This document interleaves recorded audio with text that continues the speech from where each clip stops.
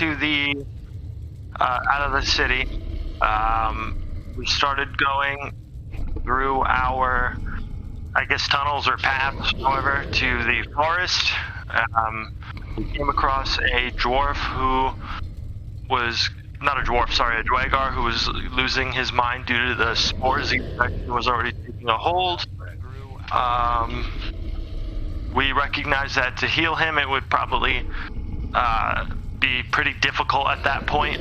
So, we also discovered he was from a clan that was more or less dishonored and seemed as bad luck. Yes, the Stoneboard clan. They correct. Disgrace to your people. Disgrace. And Durak came over and took an axe to his neck, took his head right off, or to his head. I forgot which one, but killed him. We went further down. We saw what we believed to be his sister being hypnotized by, for lack of better words, a Venus flytrap. Valric pushed her in. She dissolved. Valric also triggered the plant and was almost eaten alive. However, the party helped save him. And then at that point we continued on, and I know for a fact we came up to where we are now on the map, and it seems that we knew there was definitely a trap somewhere, possibly to the south, but we also came across a corpse flower, which is right in front of us. Whether or not it's noticed us, it hasn't necessarily aggroed yet, but as far as I can tell, that's where we left off. Okay, yeah, that's pretty good. And just to add to that, so whole purpose of why the party is down here is that there was an assassination that occurred, obviously. Mm-hmm. And after the assassination, Jezra Naerth, the drow who is now the head of the house, she vowed revenge, and she unleashed the Soul Rivener and caused an absolute apocalypse of zombies in Arindalin, and they destroyed that entire section of the Drow city, killing everyone. Of course, they captured who is the head of the cult. They brought him in and questioned him, and he said that the cult worships who they think is some sort of direct link to the Ooze god Gaunador, the Messiah. They call her Ilxanthiard, and under force, he was forced to reveal the location of Ilxanthiard. This is where you guys are right now. So Jezra assigned you to come and eliminate Ilxanthiard, just put an end to this creature. Of course, she had to, in order for you to be a Drow raiding party, she had to assign somebody as your Drow commander, and that was Triss. Triss, being your commander, he just stayed back and let you guys come in and take all the danger. Once you clear the area, then you go back and report to him. That's what Kargus is doing, I guess. He went back to report to Triss, so you guys are going to go ahead. So when you came to the Fungal Forest, it's a myconoid colony. You guys found some evidence that there are indeed a lot of myconoid here. You burned down a huge portion of the forest. You didn't even want to deal with these creatures, and you just laid waste to a massive section of it. And then you found these two Dyrgar, and both of them were somehow mind-altered and probably infected with spores. So you put a quick end to the Dyrgar. However, after that, you guys were able to discover through a ritual of speaking to some of the local animals, the local toad.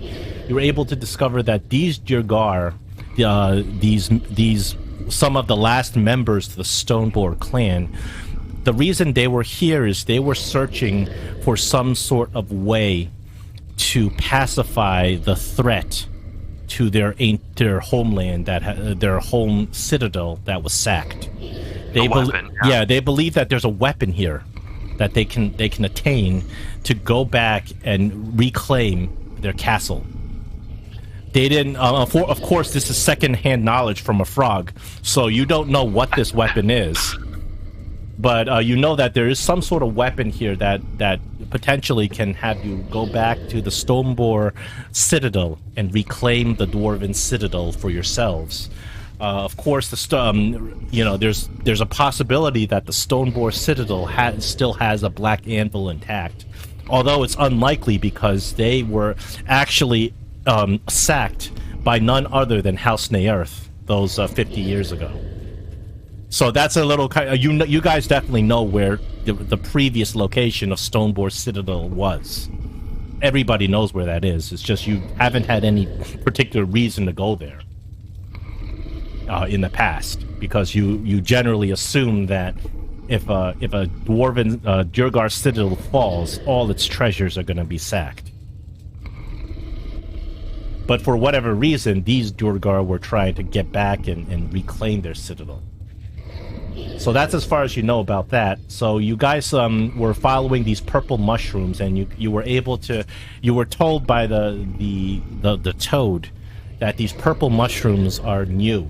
In the past, they hadn't grown in this area, and then recently they started sprouting, and they're kind of infesting the area. You deduce that these purple mushrooms are related to Ilxanthiard. So you were directed to this cave, which is the front of the cave is full of these purple mushrooms. And when you get into the cave, the air is just dense with organic spores. You guys are... the only thing really saving you from breathing in these spores and possibly getting infected yourselves is you have this air bubble spell over your heads that lasts for a day, I guess. Is it a day? How long? 24 hours. And it's not a concentration spell or anything, right? Nope. Is there anything that brings it down? Like a dispel magic, or... I'm sure dispel magic will bring it down. Yeah, as far as I know, that works normally. Okay. So after getting into this cave, you guys snuck around the northern edge of the cave, and you came into contact with what appears to be several desiccated bodies of giant worms that are just lying there. And right next to the giant worms is a very dangerous creature called a corpse flower. Yep.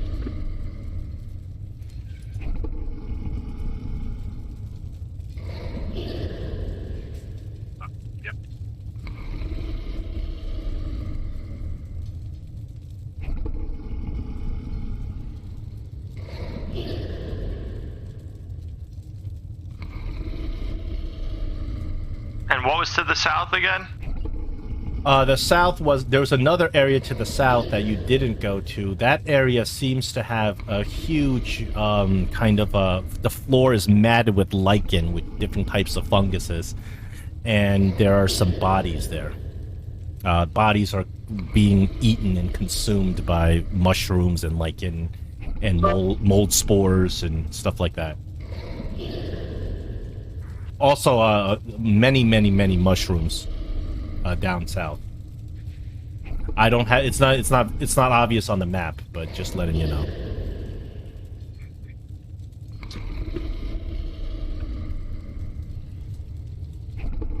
Okay. I think we said we noticed someone used the Find Trap spell or something, correct?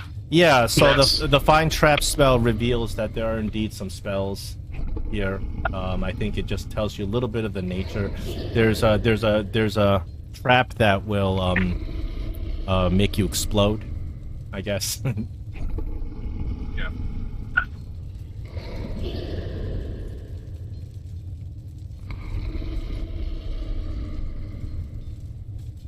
Okay. Well, what did you guys want to do?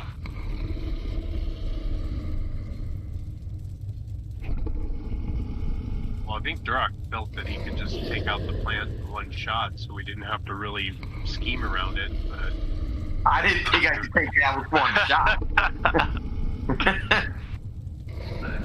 Did not say that. Well, I will say this. I I can attack a plant creature with blight. There's that. Yeah, that's a guaranteed full damage. Yeah. It basically takes, what is it? 8d8 necrotic damage. Full.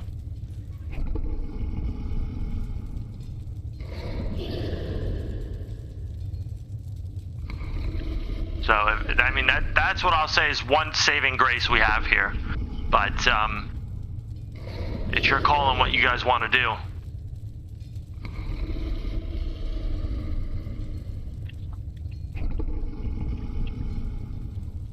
Since we know what we're dealing with here, do we want to go look down south?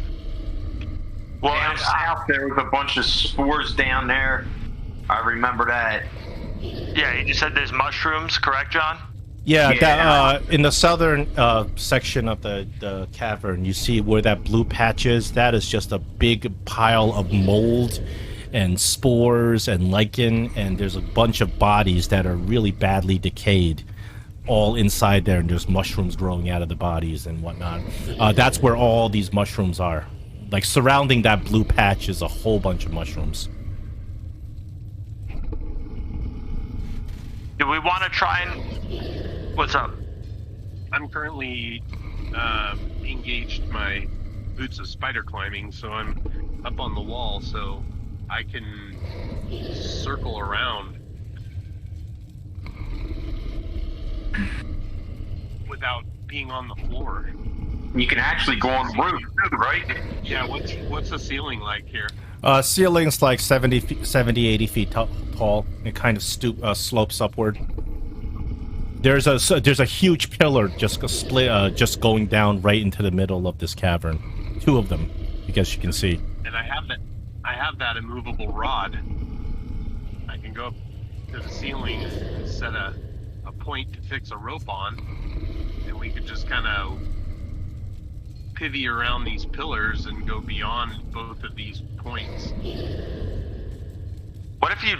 I'm curious, if you drop the immovable rod into the corpse flower, would it keep it stuck there, or would that be a waste of the rod? The immovable rod is a magic item that you have to activate. So a corpse flower will probably just eat it. I mean, I could, in theory, pin it up against the wall, but I'd have to push into it and then click the button to engage it. Okay. Yeah, no, I hear you.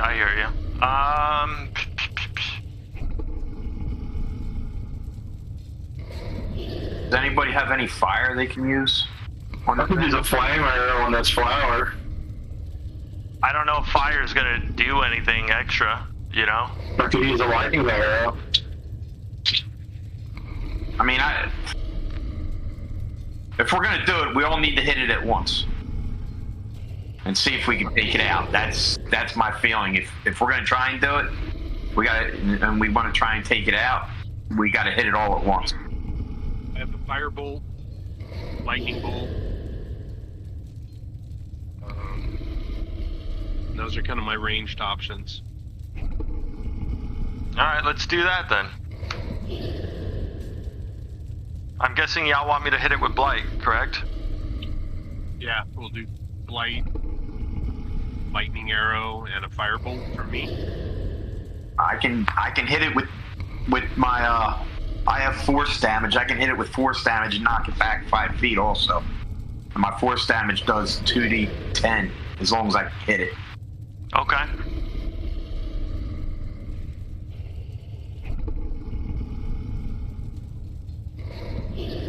So just synchronize a salvo.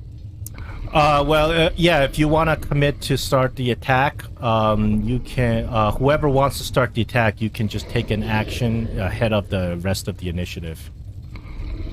So if you want to start the attack off with casting a blight, or however you want to do it. What do you think would be best, guys? Blight first, or? Yeah. Yeah, do it first.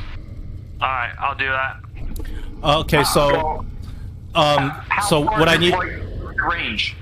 I'm in range right now. So what I need you everyone to do is roll yourselves into initiative, and then once you roll yourselves into initiative, you can take the action which starts the combat.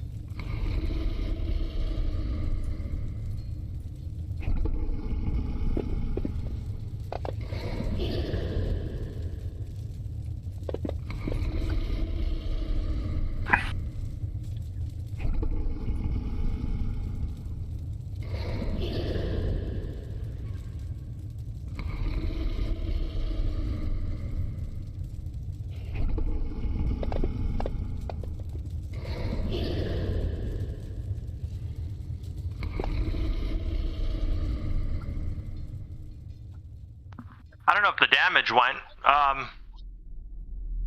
but it should have been the full. Oh, there's you have if you want to do the full damage, you can't be rolling dice because. Hold on, just give me the number so I can just put it on the corpse flower. Okay, just curious, did anything actually go through? Are you fixing that? Fixing what? Okay, I'm guessing nothing went through, but the full damage would be 8d8, so 8 times 8 is 64. Yeah, so I'm gonna apply the full damage because because if you roll dice, it's gonna do the dice damage. It's not going to automatically full damage it. You can click the max button also. Oh yeah, you can do that. I forgot about that. Yeah. Cool. So you cast Blight, and immediately just the corpse flower begins quivering, shaking. It gets bloated, just kind of throbbing in pain. And as it does this, the corpse flower begins to undulate, and its mouth opens up, and an object drops out of it. You realize that the object is some sort of humanoid creature. It enters initiative at -1. So we're gonna combat begins, and we'll start with top of initiative, which is Daga. Okay. I'm gonna go with the firebolt. Make sure the damage is set correctly. It is. I'm hoping you got something more than that, man. No, I said I got firebolt. I don't know why I rolled twice, but okay.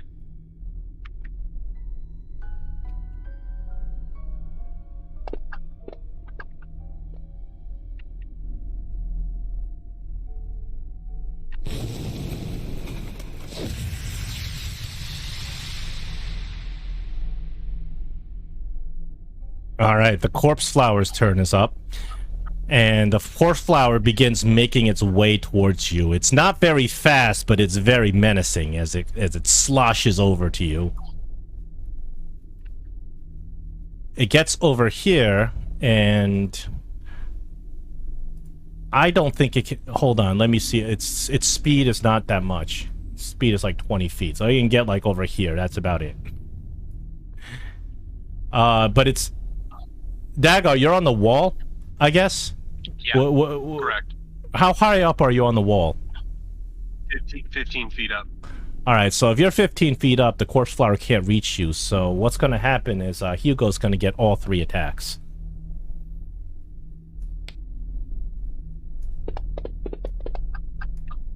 Oh my goodness. Oh my goodness. Hugo gets crit by the corpse flower.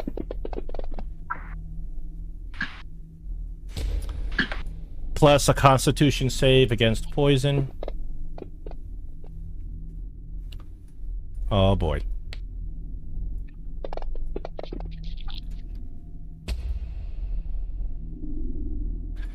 That's 1 attack. Here comes the second.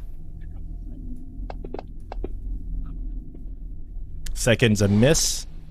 And I thought that was another one for a second. Holy shit. Here comes the third. Third is going to be a hit. And another constitution saving throw against poison. You roll a nat 20 and you take 0 poison damage. Alright, Hugo, now it's your turn. Could have been worse. Could have definitely been worse. Let's see.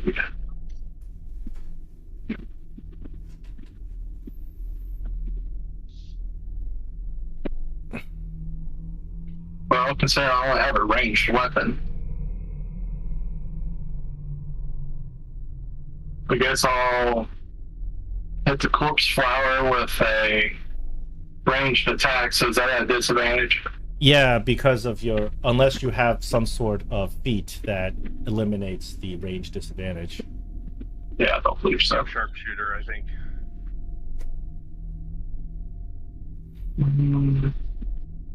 Nope. So that thing attacked Hugo, and it's what, 15 or 20 feet away from Hugo? Am I reading it, looking at that right? It's actually adjacent. It's within 5 feet of Hugo. Oh, It's that's Hugo. it's got a long reach, but I was looking at- can't get to Daga because he's up 15 feet on the wall. Tag is on the wall. Okay, I got it mixed up. I'm sorry. After that hit on the corpse flower, it begins to undulate again, and the mouth opens and expels another horrific a humanoid creature. And when you take a close look at it, it looks like it could be a ghoul, but there's fungus growing all over it.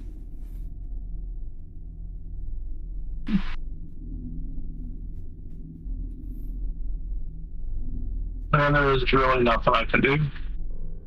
Anything else on your turn? I'm looking for a bonus action. Did you take all your attacks? I believe I only get one attack, right? No, you're level 14. You have at least two attacks. Some characters have 3. Well, that's right. You're right. My bad. Yeah, some characters have Ranger. 3, but you have at least 2. Not me. Right.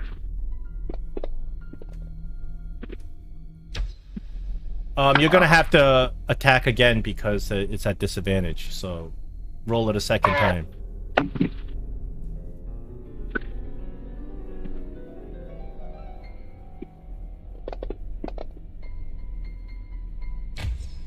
Oh,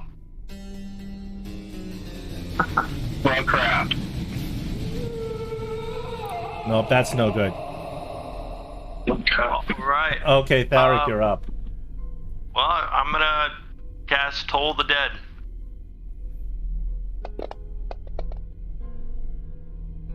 Yes.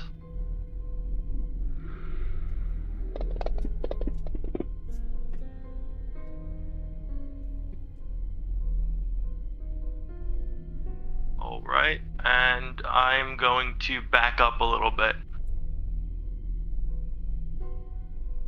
Tharic, as you get over there, I need to roll a perception. Right here? Yeah. Alright.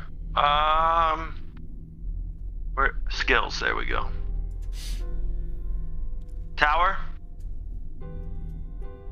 Sure. Very nice. You hear some footsteps to the south of you coming at you, but you whip your head over, you don't see anything. How close do the footsteps sound? Oh, within striking distance. Very close. Okay. I alert the party. Hey guys, someone else is here. So this creature, because Daga's 15 feet up, he can't even his range. Actually, his range does reach Daga. He's got a swipe of 10 feet. So he's got 2 swipes. He's gonna distribute his swipes up to Daga and then to Durak. And you notice as he's swiping at you, not only is he trying to strike you, he's trying to grab you. So this creature swipes up to Daga.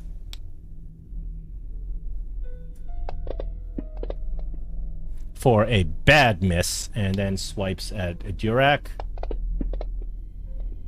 For another bad miss.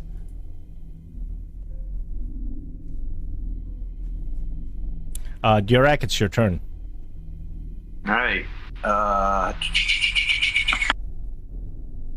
He is. I feel like we need to take that flower out, or it might just keep throwing those things out. Do I have him? You're the flower targeted. Do I? Yes. I don't see. Okay.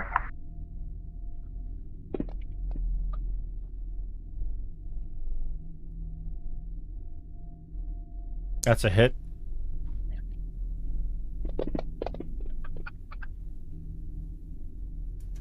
Did you roll damage twice? It rolled it twice. I'll re-roll it again. No, that's okay. That's okay. I'll take the first roll, and then I'll just readjust the hit points. And you're pushing him 10 feet back? 5 feet back. Okay, so... The magic of the Ring of the Ram smash against the flower as it staggers backwards. Alright, so... I need to I don't have him locked anymore. So my second attack is going to go to that guy.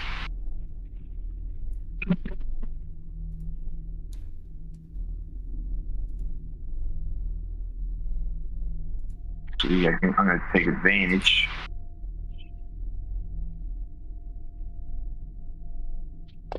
I'm going to hit the ghoul, or attempt to hit the ghoul. Oh, and also, technically, that Ring of the Ram is a ranged attack, so you were supposed to roll disadvantage. It's okay. I'm sorry. Alright, I hit the ghoul. I'll take attack of opportunity. No, well, I'm going to move back on. Okay, you're going to accept that attack of opportunity to move, and the ghoul swipes at you as you move out of the way. Oh, he's gonna snag you with this one. He's going to try to grapple you, ending your movement. That's what they like to do. They like to do their little grapple. Fine. So, first swipe damage. And then we got strength contest against this ghoul for grapple. He rolls a 21. What the fuck? I do believe I get an advantage on that.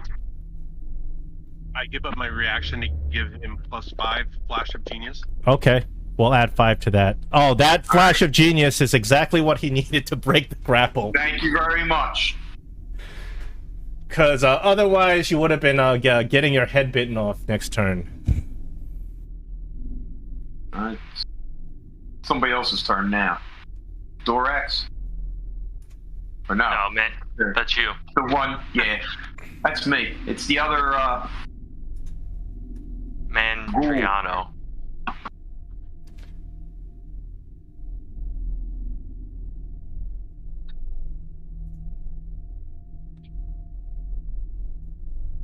Occult Assassin appears, casts silence in this area. Then he once again disappears, attempting to hide from Thalric and Durak. He's going to roll his stealth.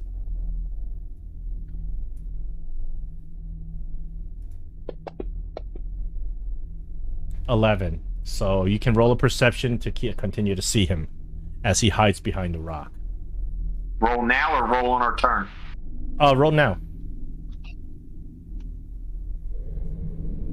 The rest of you, I guess he's out of your line of sight anyway. Durak, you don't see him, so you can't really, you don't know where he is. But Thalric, you see where he's hidden. Okay. The second Mandrino makes his way up, and he's going to just have a field day with Hugo, the ranged character, exposed. He's going to attack you twice, try to grab you if he succeeds on the attack. That's a miss. And that's a hit.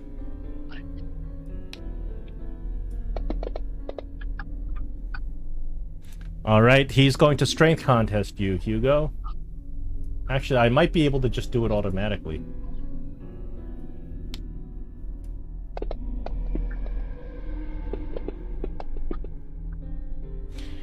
Hugo, you break off his attempt to give you a hug.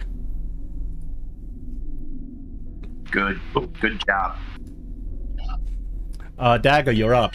Dagger, you realize that at 15 feet up, you are within melee range of this Mandrino. The creature appears to have uncannily long arms. Great for slashing and hugging.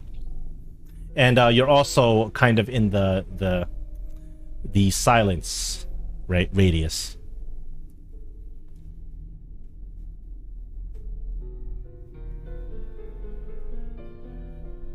I'm going to move over 10 feet and up 20 feet. If you move out of its range, he does... oh, wait, and he already did an opportunity attack, didn't he? Never mind. Yeah. He used his reaction. That's why I did it. Okay. With that, I'm going to cast Fly on Hugo.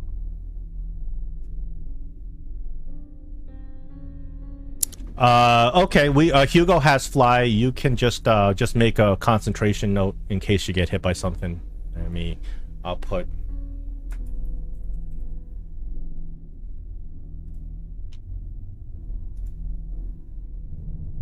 anything else on your turn? These things were almost dead, you know, right? What? No, I'll sit with that. I was just saying that Daga, they're almost dead. You know that, right? So, Daga, how far up the wall are you? 35 feet, 15 plus 20. 35 feet. Let me see, that's 10 of the... The corpse flower can climb, but it doesn't have the speed to get you. So it's going to go for a low-hanging fruit, so to speak. And it's just going to continue to... It's going to come up here, halfway climb up the wall, partly climb up the wall, but continue to attack Hugo.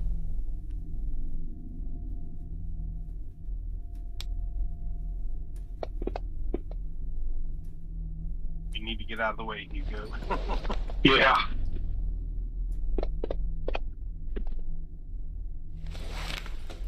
One more 8. Oh, he's got you on that third one. 10 points of damage, and you do a Constitution against poison. You do save against its poison. Now it's your turn. You have Fly on you, but you're gonna... If you fly out of there, you're taking 2 opportunity attacks, and possibly getting a grapple.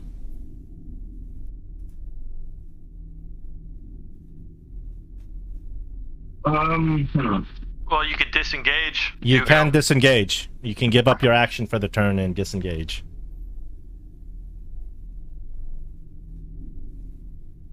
If I move, I'm going to take 2 opportunity attacks, correct? Yeah. And you realize that these Mandrinos, if they get you, they're going to try to grab you and ending your movement. That corpse flower is heavily damaged. Yeah, the corpse flower looks badly beaten up. I'm just going to make my range attack onto the flower. Once again, unfortunately, you're attacking at disadvantage with a ranged It'll be a weapon. disadvantage. Yeah. And you're going to lose the Fly. All right. So then, I guess I'll fly out. You're flying out, like, disengaging, or flying out accepting opportunity attacks? Disengaging. Okay, so tell me where you want to fly. You can go anywhere. I'm going to fly. You get 60. Over, you have 60 feet flying speed.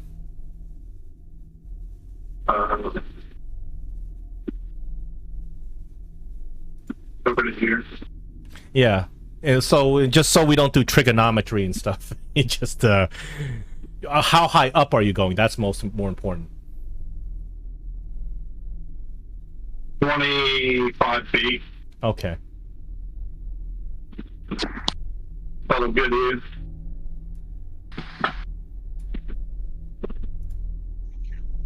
Yeah. Anything else on your turn? A bonus action? Yeah, for my bonus action, I'm gonna go ahead and do Hunter's Mark Okay. on the main Dorino.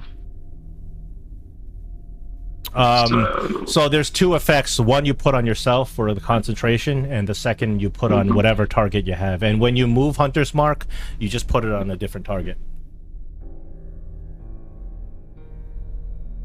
Oh, I think you put the damage part. No, you did the right. The concentration part on yourself. That's good. That should be it. Okay, excellent. You're out of danger for now. Thalric, you're up. You are that icon is a silence. What does this cultist assassin look like to me when I saw him? It's a drow. He doesn't look like he is like any mutated fungus creature or anything. He looks like a normal person. He's a drow. He's got a Pipwafi cloak that is making it very easy for him to hide from you, and he just fades into darkness. Now, I did roll like a 27 or something on the perception, though, so I could see him. You know where he is. Yeah, you saw him. He wasn't able to hide from you. All right. Well, I'm going to move over.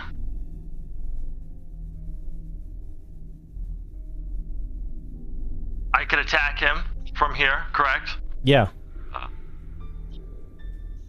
So I believe he's targeted, and I don't know why it rolled twice.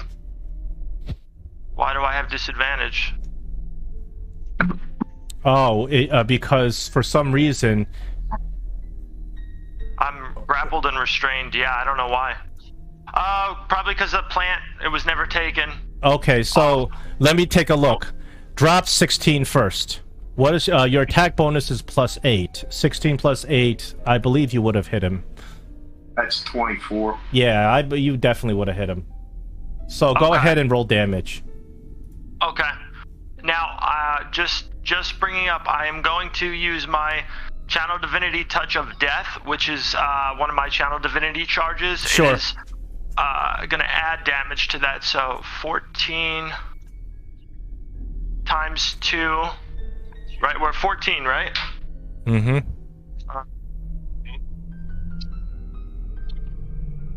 Okay, and then it's because damage equals 5 plus twice his or her cleric level. Okay, so that should be 33 on top of this. I'm gonna add it into the modifier. Okay, and I'm rolling damage.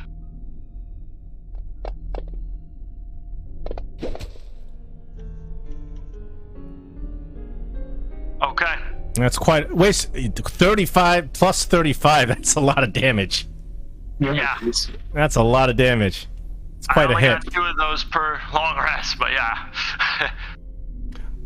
You don't have a second attack, do you? No, you're not a war cleric. Okay. Oh, do war clerics have second attacks? Yeah, but they gotta use like they have a limited number of second attacks per long rest. That's still cool. Yeah. War clerics are great. They're great. But people say war clerics and storm clerics are the two best clerics. Yeah, for sure. Storm clerics, you get to do automatic full damage a couple of times per day, I think. Yeah. Golly. Alright, yeah, I ended my turn. Let me see. Can the Mandrino make it up to you, Daga? You're like 20-something feet. I think he's interested. I think he wants to come and say hello. Yeah, I think he's going to want to come climb up and say hello.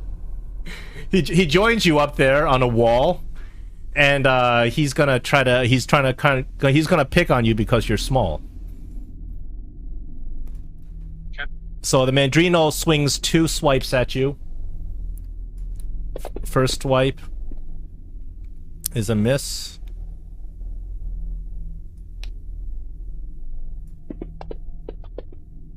Second swipe is a missed. He's sitting there hanging onto the wall right next to you. And now we have Durak again. All right, so Durak, the cult assassin is hidden to you. He was successfully able to hide from you.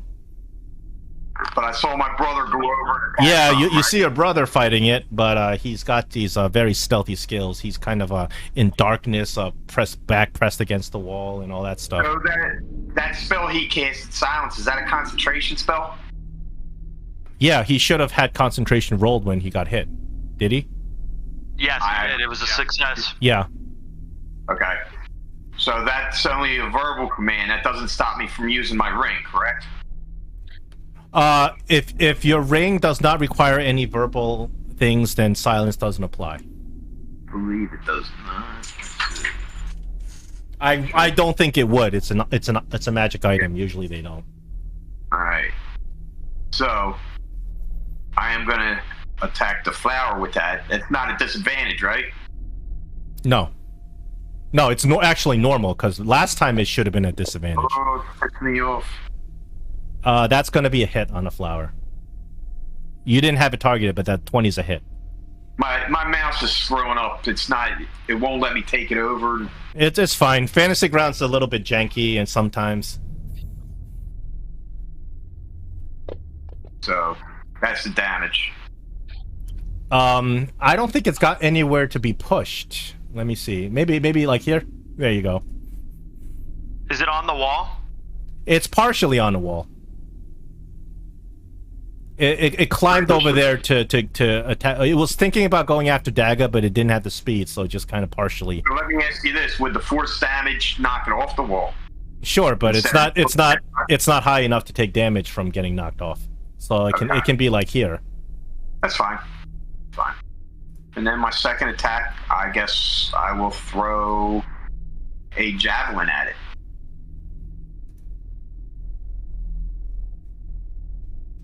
If that makes a swoosh noise, it can't go through. Sorry.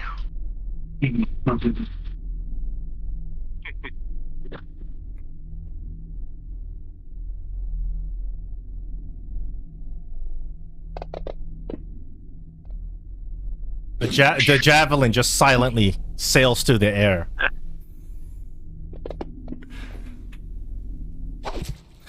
The creature is still alive, barely. And that will be my turn. I gotta move. I'm gonna run down to see what my brother's shooting at or fighting. I'm gonna take. At this point, the cult assassin is gonna attack, so you can do another perception roll to see him. The cult assassin takes out a really badly, dangerously damaged stiletto. It's a little rapier that he's had in his boot. No, you still don't see him. He very gingerly slips it out and tries to shank Tharic with his scorpion stiletto. Just covered, smothered with really extremely toxic poison. He's got 2 attacks, 2 chances to get you with it. Ooh, he's gonna snag you with that. Luckily, you have poison resistance as a dwarf. So the damage of the stiletto is only a little bit, but the poison damage is the one that's really gonna get you if you fail your save. Can I do it? Well. Oh, you got to say it beforehand. No, I should have let you. No, it's my bad. I should have let you, but you crit it anyway, so you're fine. Okay. You take half this damage. Okay. Just still still pretty bad, but not quite as bad as it could have been. And then on with his bonus action, he touches himself, casting Shield of Faith on himself. I will change his armor class.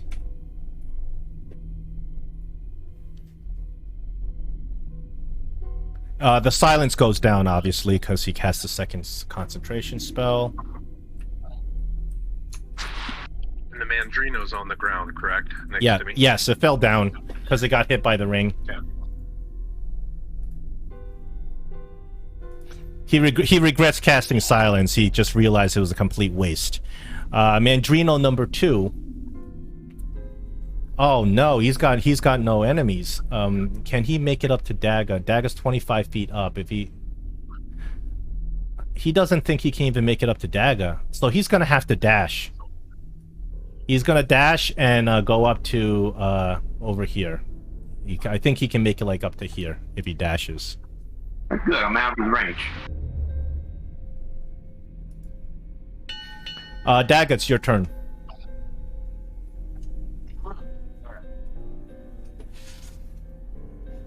target myself, casting blur on myself.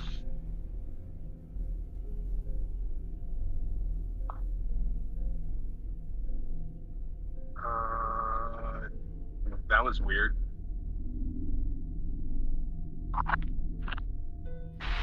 I got a weird error on that one. Let me retry that.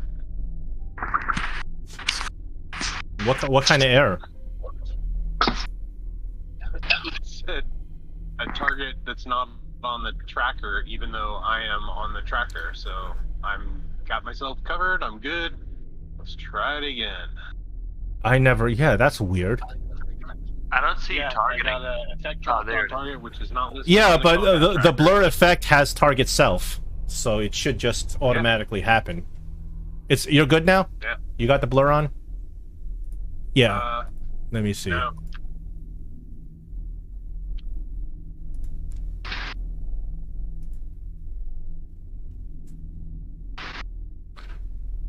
That doesn't make sense because the blur should just self-target. You should just press it and it should work. Right. Let me try it. Maybe because I targeted myself? Maybe. It worked for me when I did it. Okay. Alright. Let me see. With that, I'm going to use an action search. Okay.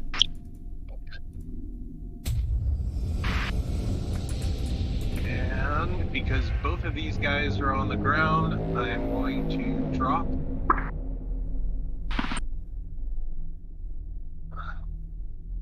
Jesus. Yeah, you can certainly do that. You can get actually the Mandrino is right next to you. He so I guess you're gonna try to get the corpse flower and the other Mandrino? No, he's on the ground. Mandrino 1's on the ground, Mandrino 2's on the ground. Mandrino 1's on the wall next to you. Mandrino 2's on the ground. You said he got knocked off. I asked specifically, and you said he got knocked off with the Ring of the Ram. No, that was corpse flower. That's right. Yeah, that was the corpse flower. Yeah, he hit the corpse flower, not the Mandrino next to you. Okay, all right. You did answer that. I think he just. Ground. But you know what? Your your fireball looks like it's big enough to cover all 3 enemies.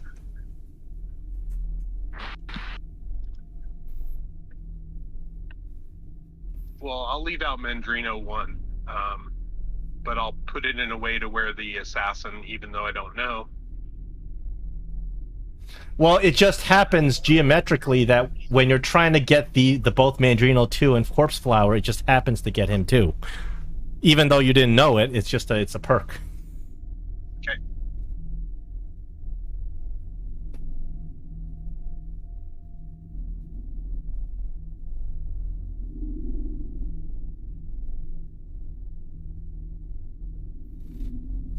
God, this computer is a pain in the ass.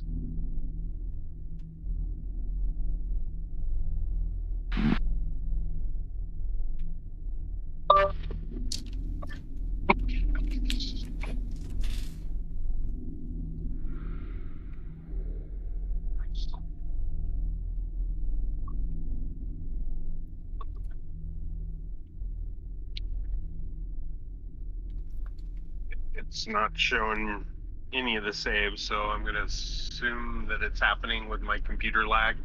I'm not seeing it either.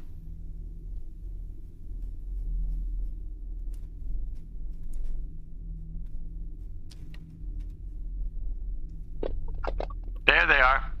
I only saw damage, but I didn't see any saves. I saw damage, but there was no one taking the damage either. No one's taking the damage. Okay, this thing's fucking. Well, I see that you have the correct things targeted. Yeah, I do.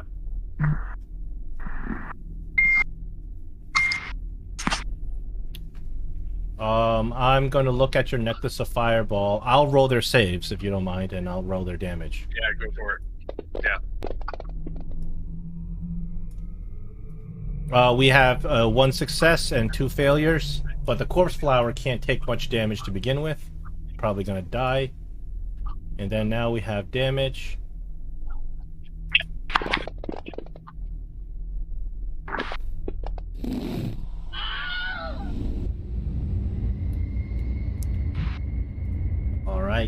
Corpse Flower is dead.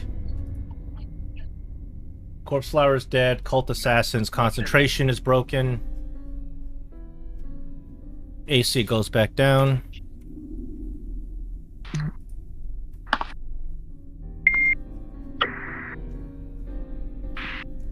Hugo, you're up. With flying, what's my movement speed? How far I can fly? You have 60 feet movement speed while flying. So then I can come over in here. Yeah, you said you're 20 something. You're 20 feet in the air. Yeah. All right, so you can also move. You can move horizontally up to 60 feet. Okay, so I'll go here, and then I'm going to. I should be in enough range to shoot my bow at Mandarino too. Oh, you have a longbow. Your range is massive. Yeah. So.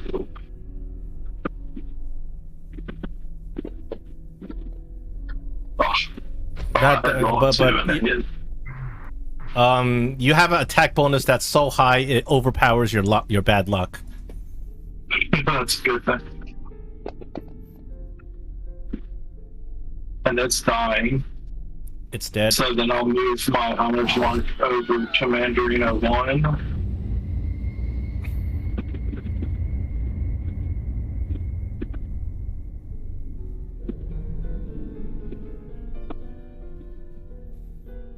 Anyway, I'm going to use my second attack.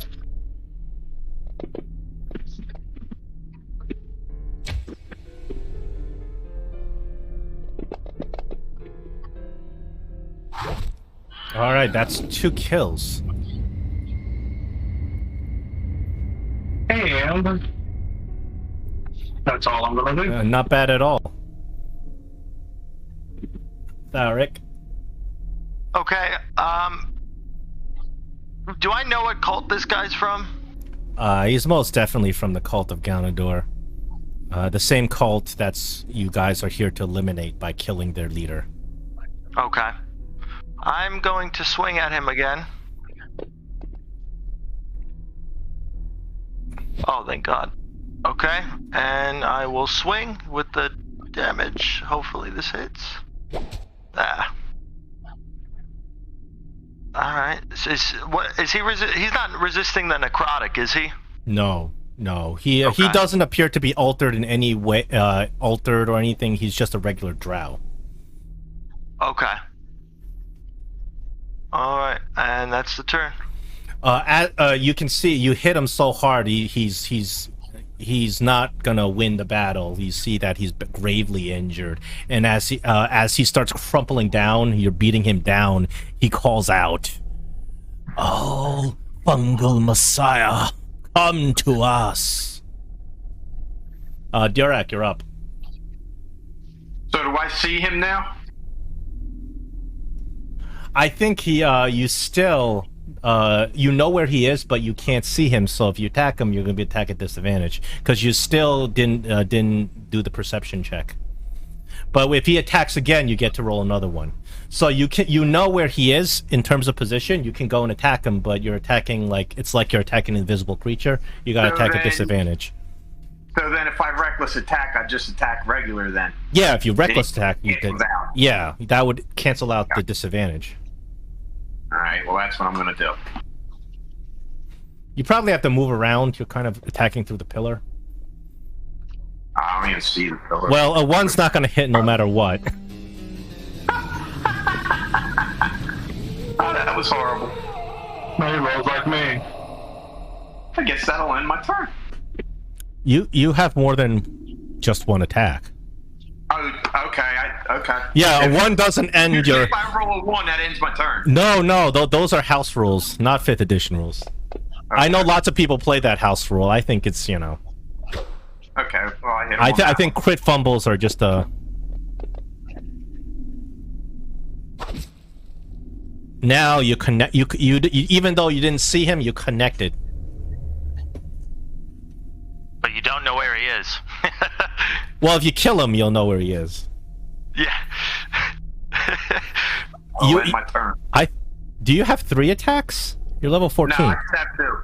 Just Oh, you're a barbarian. I forgot. Not a fighter. Just two. If you want to give me a third, feel free. I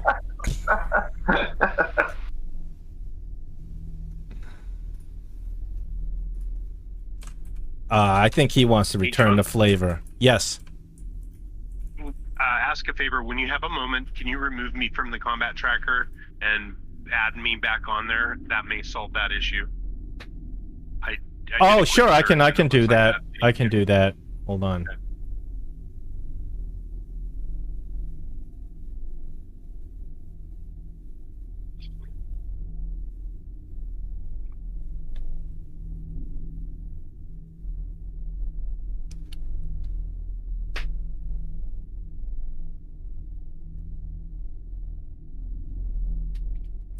First, I'm going to, this guy, since he is still hidden from you until he makes this present attack, he's going to take that opportunity, and plus you've reckless attacked. He's going to grab this advantage and cast Inflict Wounds on you at level 5. See if he can get you. Oh, he's going to snag you with an Inflict Wounds.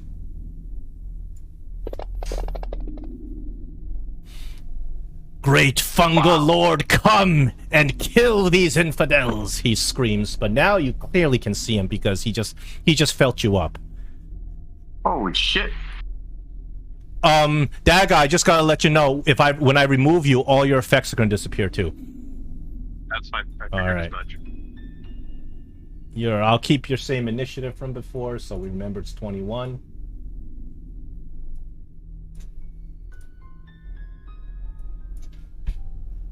There we go.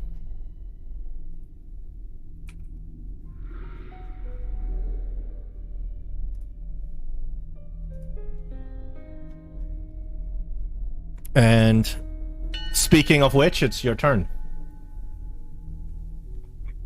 Oh yeah, your token's not even there. I gotta replace the token.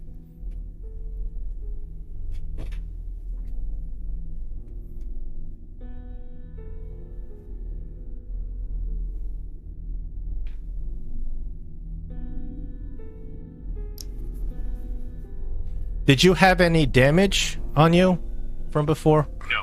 Okay. No. Hugo, how bad? You're pretty badly wounded. You're in the air from where you are, right? Yeah. Alright, I'm not going to be able to help you there.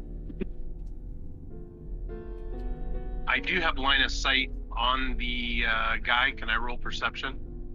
Sure. You heard somebody scream when you threw that fireball down.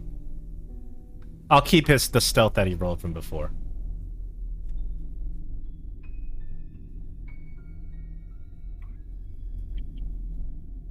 You need a 17 or better to see him.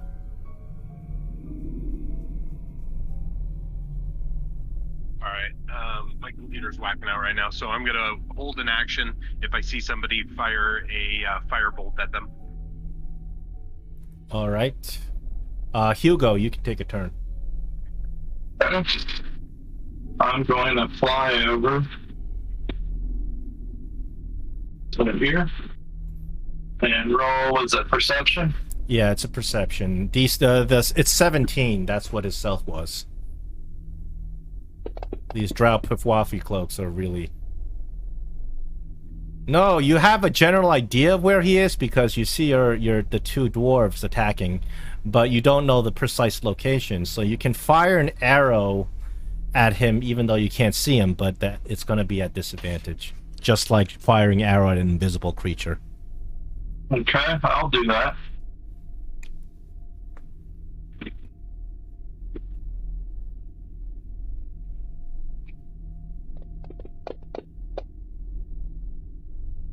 Hits him anyway. Wow, look at Hugo cleaning house. Great job, man. Woohoo! Thank you. Are we out of combat? Yeah, at this point, you've taken down all the hostiles. I'd like to look at this guy and see what he has on him. More importantly, that cloak. He's got a +1 stiletto, which is pretty much a dagger. He's wearing some medium scale mail +1, and he's got a drow pifwaffy cloak. It adds +5 to your stealth. All right, I want to take the cloak. Okay. You should not be seen wearing that cloak in front of the other drow. They will not appreciate that. Okay. Okay. I need a melee weapon. Yeah, there's a melee weapon. You have a melee weapon. I gave you a scimitar. Oh, you did? I must have missed that equipment. So you've been taking attacks at disadvantage this whole time. I told you when we were making your character. I told you. I told you when we were making your character. You can't go without a melee weapon, even though you're a ranger. And I specifically gave you a +1 scimitar for that. Oh, I forgot. That's okay. John, did you like what I did there the other night when he was, because he was playing Dolrak, right? Yeah. Yeah, and I don't know if you played Baldur's Gate 3, but when I was playing the Gith, I was like, this is a perfect opportunity to say something Lae'zel would say. Yeah. It's like dull one, like that. Yeah, that does sound like something Lae'zel would say. Yeah. Not even to be rude, but just blind to it, oblivious. Mm-hmm. The dull one. All right, let's see. What do we have for healing here? Yeah, I could use some healing. I know. I definitely need it. Well, I should have healing, but what's the what do I have for my spell? I think that's only a 1. I don't want to use that. I don't even think I have that.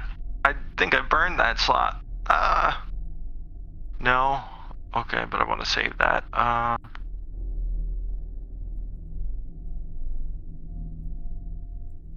Hey.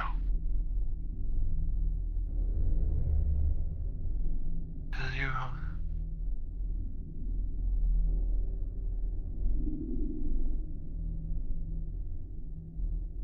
1d4 plus. Okay, I'm gonna use a level 3 spell slot, John. Okay. Mass healing word. Us 3.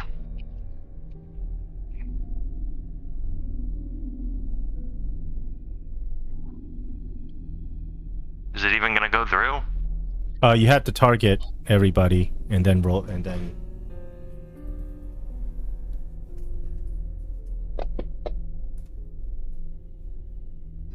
Yeah, that's about what I got.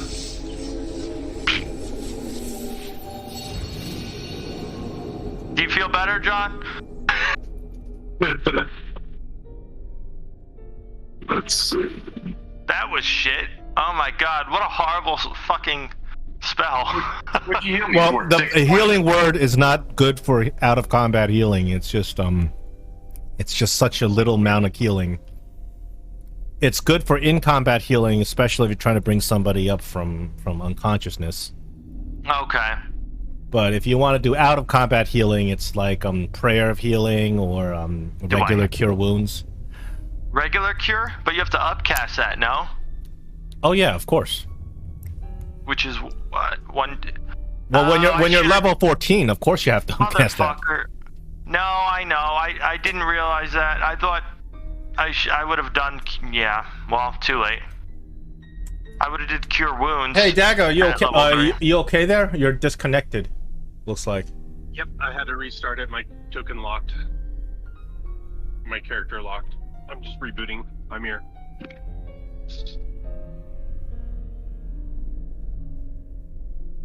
Do you guys want me to burn another third level spell slot? I'll use cure wounds this time instead. No. No, it's okay. No. But that's a learning curve right there. I won't do that again. I just used my potion of greater healing. Yeah, I used 2 potions. Hey, John, Yeah. game time. I need to know every 6 minutes. How am I Please. supposed? You want me to keep track of that? How do we keep track of it? You can set a timer on your phone. That's Yeah. Not game. That's not. Wait, what do you mean by that? Well, I have Ring of Regeneration, so I get Oh. healed. Oh, that's right. And it's on. I thought it was 10 minutes. It's 6 minutes. Hold on, let me double check. I thought it said 6. That's an odd number. I'm sorry. Yeah, it's every 10 minutes. I'm sorry. Oh, okay. Then I will go arbitrarily in terms of Ring of Regeneration. Obviously, the combat you had lasted about 4 rounds, so that's not really 10 minutes. No. Depends on what you guys do. You guys can say, I'm gonna sit here and take a breather for 10 minutes, and 10 minutes will pass.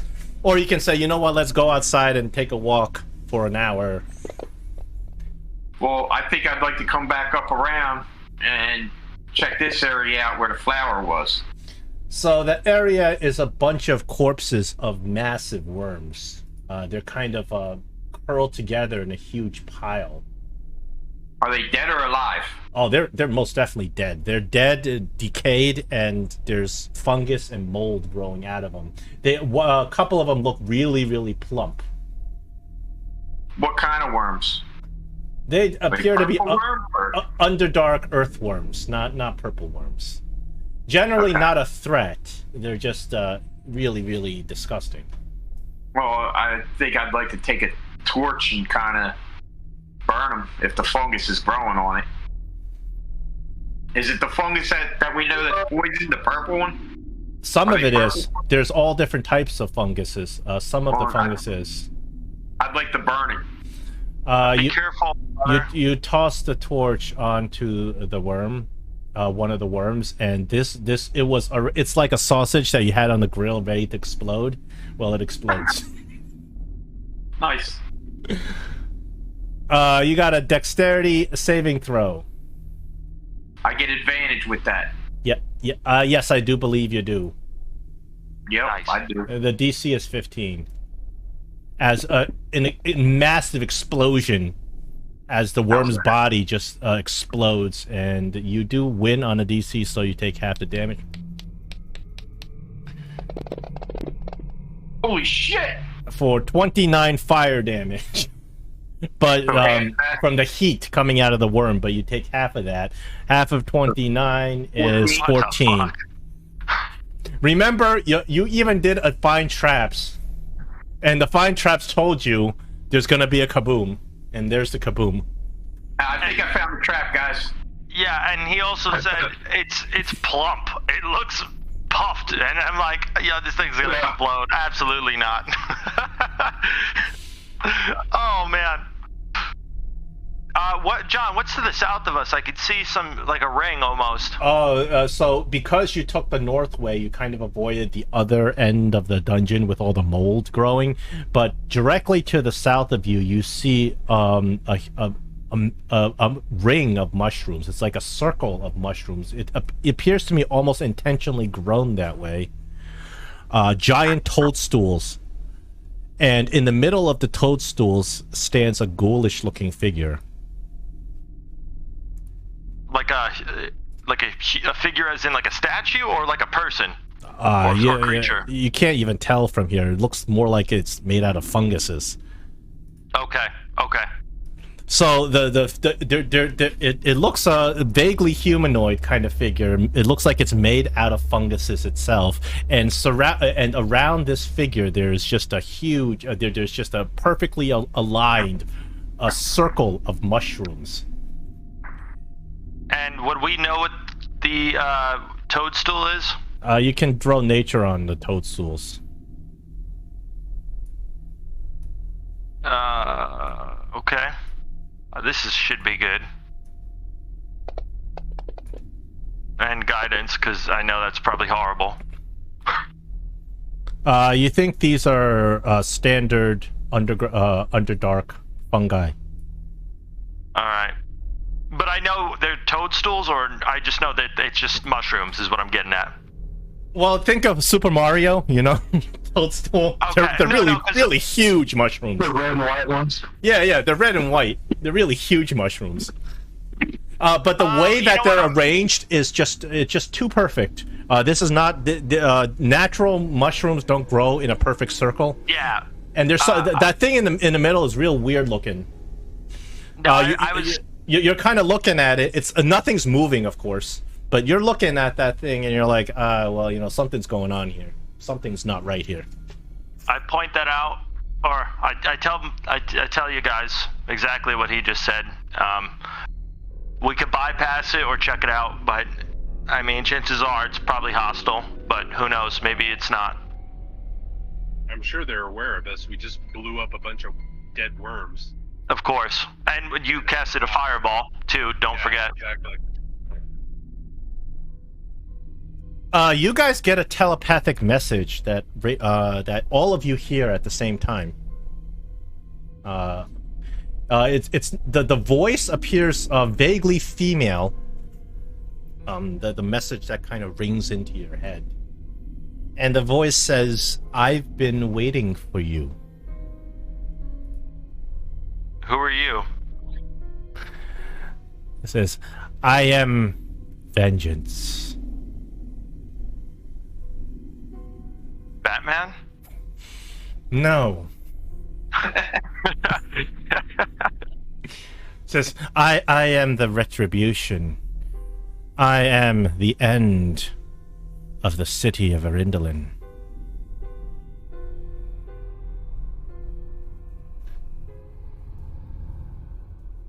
It's not our city.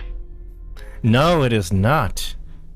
And I sense that you wish to wield true power. I can give you that. How can you give us true power? Prove your worth. Take it from me. What is Who are this you? true power? You get like a 5-second pause to kind of build up suspense, and then after a couple of seconds, you get your answer. Divinity. Your divinity, huh? I am the will of Silefer. And how do we take this from you? Fight me. Kill me. Spill my flesh upon the floor and see if you are truly worthy.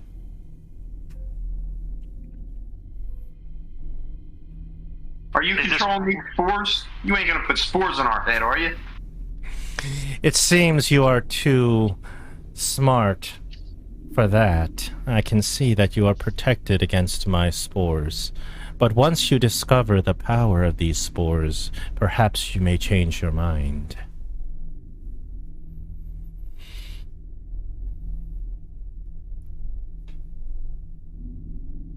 There's something oddly familiar about this voice. You guys just can't put your finger on it.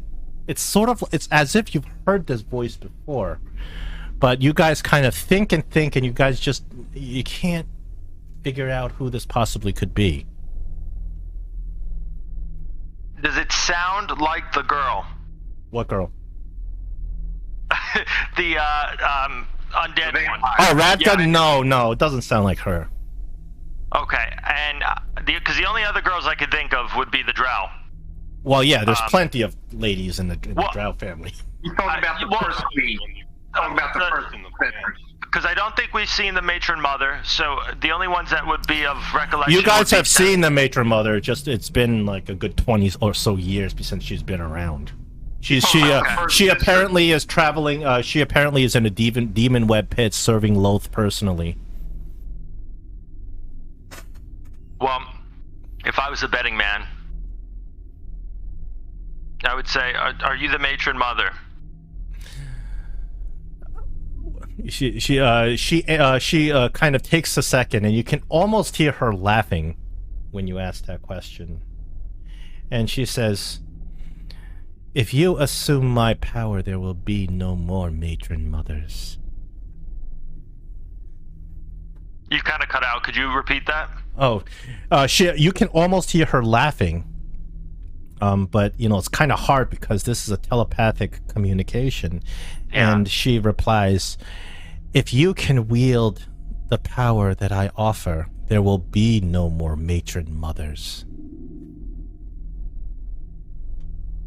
I look at you guys and say, well, what do you guys think?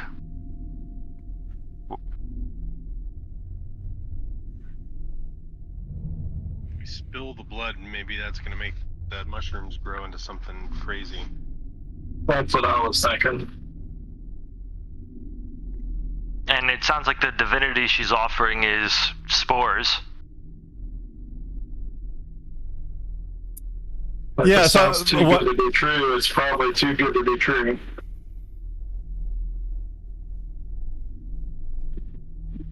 Yeah, I don't want spores in my head, regardless that's of what the that thing, would offer. If you want us to do your bidding, I don't want to be controlled by something else. He says, "Once you see the power I offer, I know you will choose it. The choice will always be yours." Oh, the choice is ours. Wow. That's mighty nice of you. Now, if the choice is mine, I'm going to have to politely refuse. Very well, then. You can come down and be consumed instead. And what if we just leave? I'll find you. All right.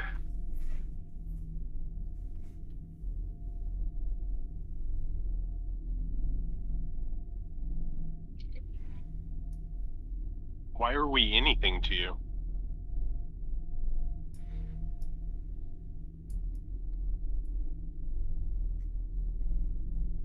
I sensed your power when I was running my blade through malice. I sensed your worthiness. You are stronger than me, and therefore you must assume my mantle.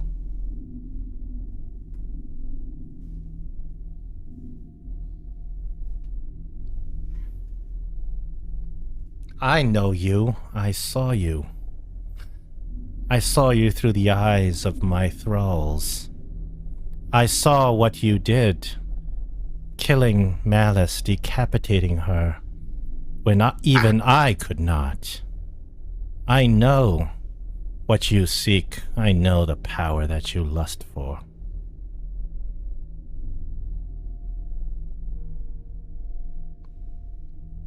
So apparently this creature knew about what happened in the behind those closed doors when Malice was assassinated.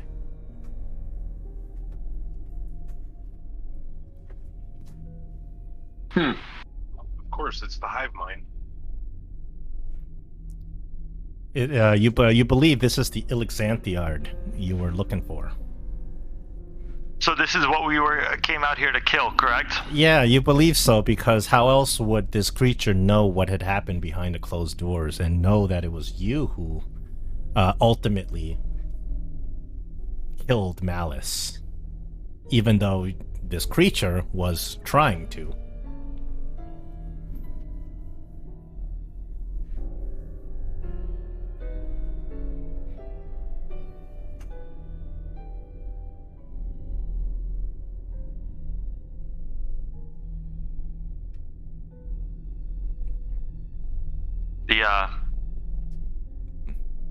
What do you guys want to do?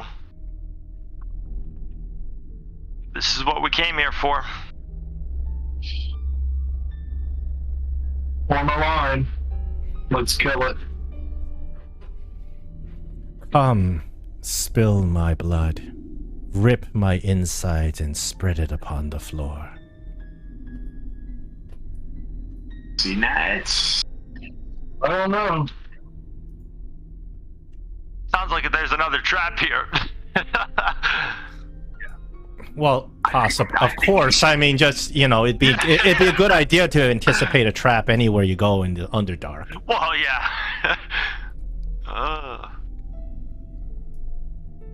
Banish it back to the disease ooze realm. What, banishment or banish? Banish, yeah. Yeah, I was thinking of that. To spill the blood. But I don't think we can kill it either. Well- It'll come back, no? You don't know. Well, I'm saying the spell, it comes back after once the minute's up. If the creature originates from the material plane, yes, it comes back to the material plane. If the creature is an extraplanar being, it's kind of stuck in a plane you banish it to. So You know what? if a fire elemental shows up and you banish it, it's gone. I tell her, wait here for about 20 minutes. I'll be right back. These creatures aren't going anywhere. They're not even moving. Yeah. I'm gonna head out and talk to the drow. That's Yeah, supposed to be with I mean, because I don't think she can follow. Because I think she's stuck. That's my opinion. If she don't want us to leave, she'll attack us. But we got to talk to the drow about what to do. Because obviously we ain't going to sacrifice ourselves. So when you go outside and you meet Triss, and you tell her what you found down there, he says, Him, right? Him? Yeah. "Yeah, Triss. That's the he's the drow that's technically commanding you." Right. Triss is kind of he seems a little bit concerned, and he says, "Did you tell him that she's offering you guys all this power?" No.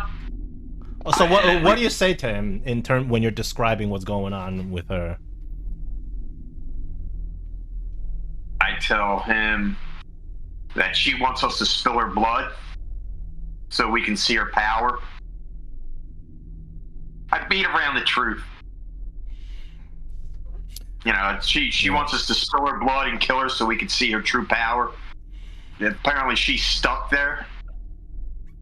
And, I already blew up some stuff that had those spores on it and it went boom.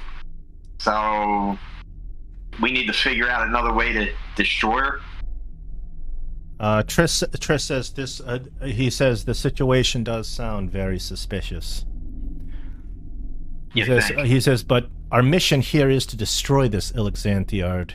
I cannot imagine why it would ask you to come and destroy it.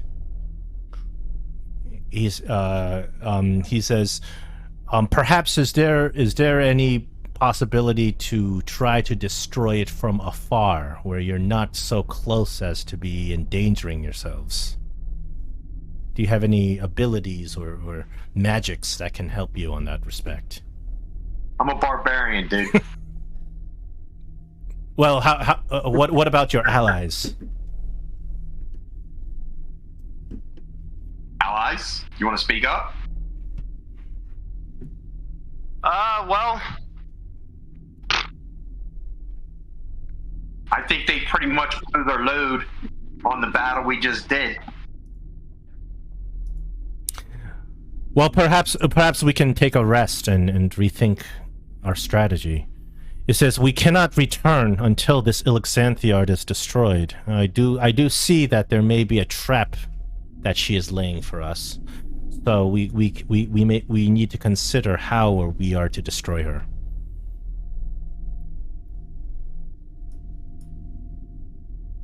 well, it's either magic or a curse in a sense. I would assume, or some sort of virus, from what we could tell from the spores. Or both. He says this creature is it a person, or is it a myconoid? Is it some extraplanar creature? What do you think it is? Fungal in appearance. I don't think she's a human, and I don't think she's a myconoid. Well, certainly, what would a human be doing with such power? Well, humanoid, I mean. Yeah. I mean, humanoid. Oh, yeah, she looked humanoid when you saw her. Yeah, but she's clearly it was composed of mostly fungal elements. Yeah. She's calling, she's calling the fungus her children or something. Triss says, I've reviewed I reviewed our books on the lore of the Myconoids, all that we know of it. There's nothing in the books that quite describes what you have described. There are myconoid sovereigns, powerful head hive minds of the myconoids that control others, but they are generally not humanoid in appearance, and they are large and they are rooted to the ground. He says, do you think this creature was rooted to the ground and unable to move? Yes. It seems so. It could be a myconoid sovereign, though they are generally not very conversant and certainly would not invite you to destroy them. Why don't you... remember. He says, but remember when we had interrogated Kless, the leader of the cult, he had mentioned that there was some evolution, some new being, some messiah of their lord that had come into existence. I think what she wants us to do is kill her so she can take over our minds also. He says, do you think that killing her would expose that possibility where she can infect us? Possibly. Probably.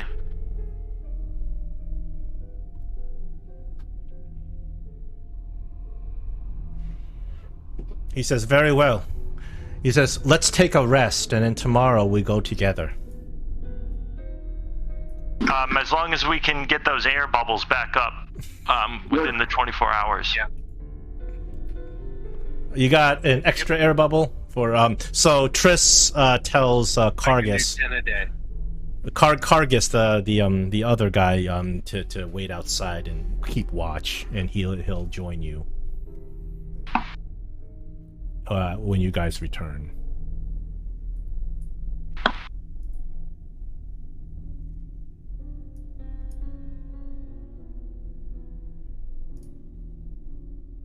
So we know she's stuck there. We've burned up the fungi all the way down to her, correct? No, there's that southeast patch. That we didn't go into. Yeah. But what I'm saying is we should have a straight path to her if we follow the same path. Yeah. So you guys, so Triss says we can take a long rest. We'll set up a camp and take a long rest while we consider how to approach this. Good, we get healed. I'll actually assign a long rest. Hold on.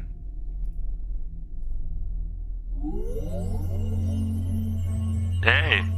So while you guys are making camp, you guys have a very restless night because when you sleep, you get some strange dreams.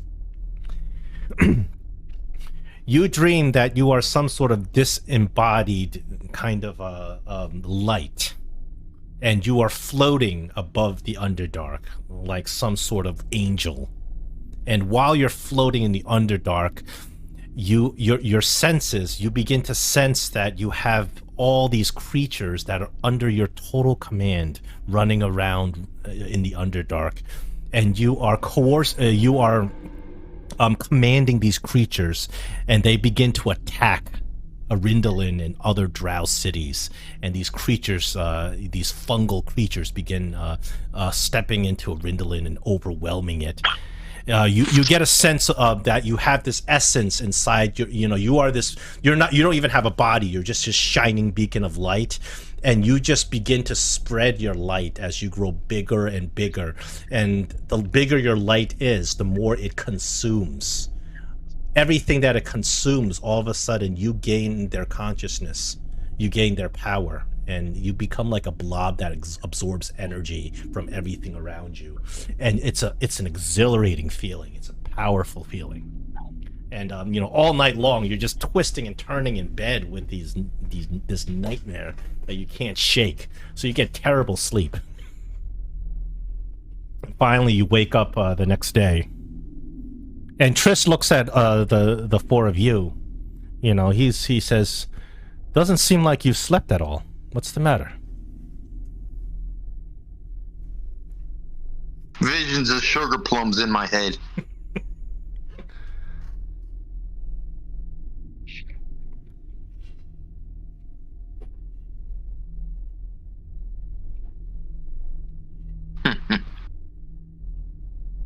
I tell him about the dream. He says, I've had no such dream. And he looks at the rest of you. Have you all had this dream? And you all did. Yeah.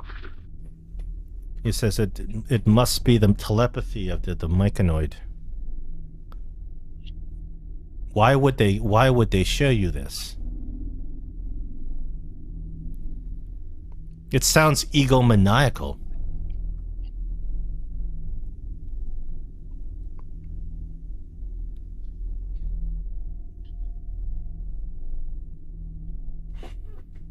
He says, but let's go and see this creature of which you speak. Okay, we bring him over. All right, so I'm gonna just.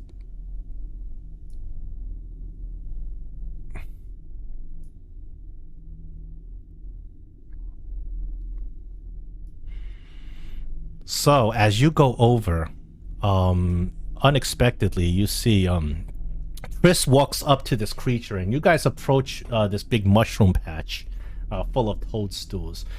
As you get closer and closer, you look at this creature, and it's looking more and more humanoid the closer you get to it.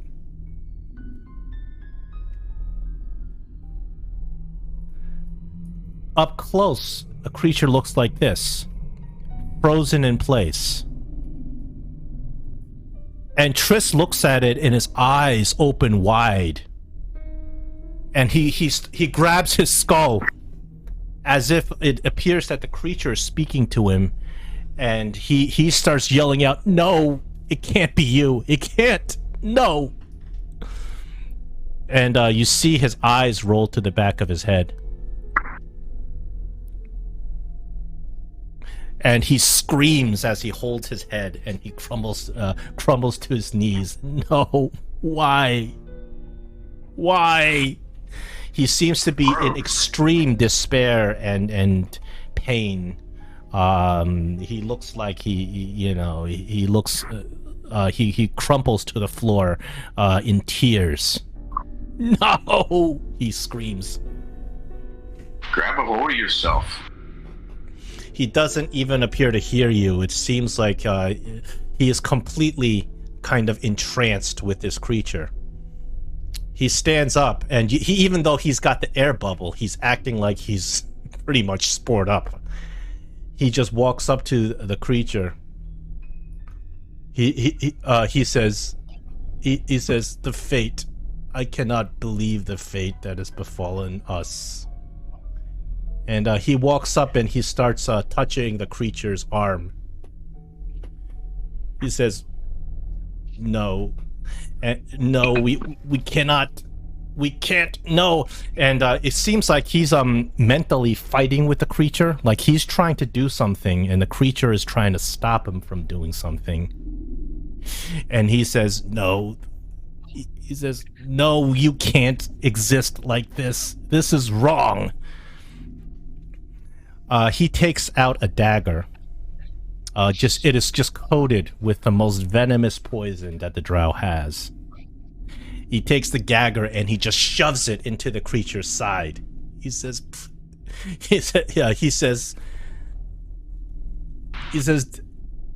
"This is the only thing I can do." He says, everything you say, this is not you. No." At this point, the creature awakens, looks at him, and her arms raise, and these tendrils fly out of her arms. The tendrils, all of them snake around him, and he doesn't even fight back. Triss is actually an accomplished warrior. He shouldn't be getting grabbed like this, but he doesn't even attempt to fight back. And he looks at this creature and he says, "Do it. Let's die together." And the creature's tendrils go into his ears, his eyes, his mouth, just completely skewering him and killing him instantly as Triss falls to the ground, a shambling husk of himself. And a few moments later, after Triss falls to the ground, he gets back up, and he's looking like, he has no eyes, and his there's fungus coming out of his mouth, and he lumbers over, now no longer Triss, and he speaks, but the voice that comes out of his mouth is this woman's voice, this Ilxanthiard.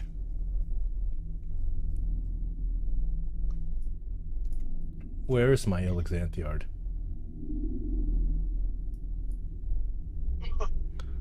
Oh. Why are my tokens disappearing? There she is. Oh, I thought he said that. Triss walks over to you, shambling like a zombie. Clearly he's dead. There have been tendrils and roots coming out of his head and eyes and his mouth. His neck is snapped, and he comes over and he opens his mouth and speaks, and his voice is that of this creature. And he says, "Did you try to bring him to me? To soften me? To change my mind? I am not going to change my mind. You will destroy me here and now, and you will assume my mantle." And at that exact moment, Triss goes hostile, and all the toadstools pop out.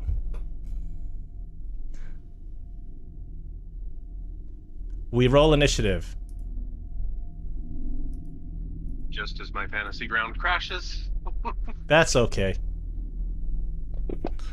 You rolled such a crappy nature check, you were not able to recognize that all these toadstools are deathcap myconoid. Triss is some sort of zombified form, no longer himself. So it looks like you guys are kind of backed into fighting these things at this point.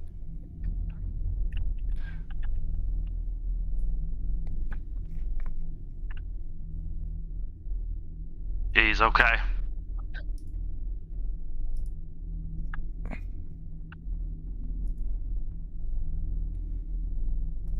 Yeah, it's safe to say I'll go like.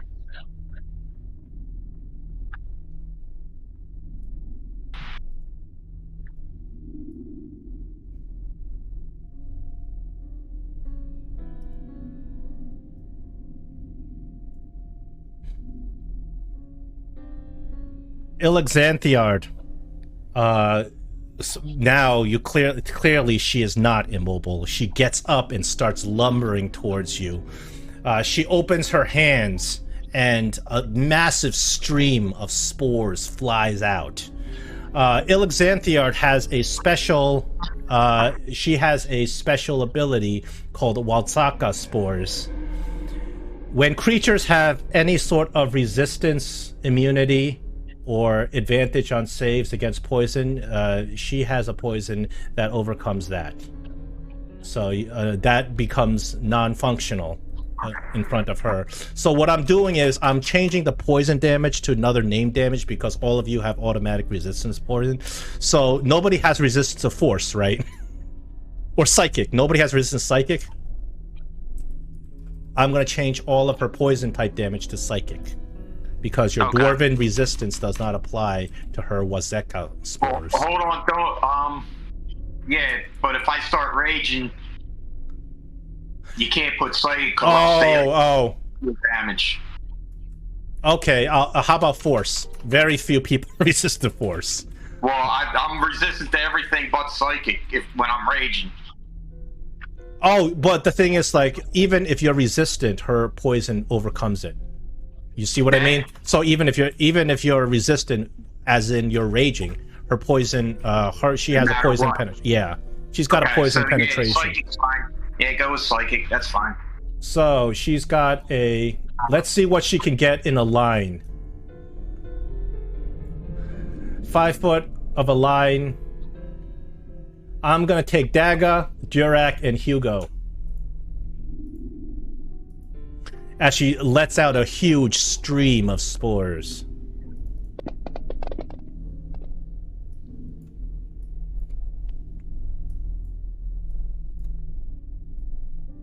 The only one she hit is Durak. Of course.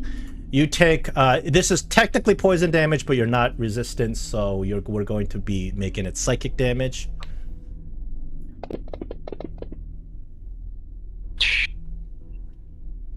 Wow, she rolled pretty damn high on that one.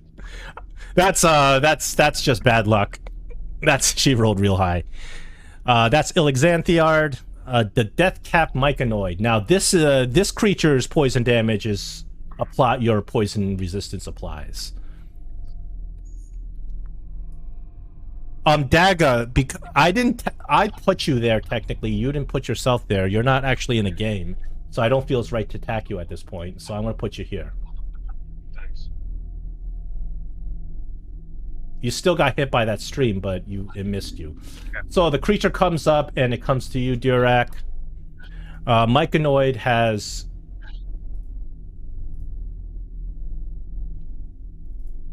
Give me a second.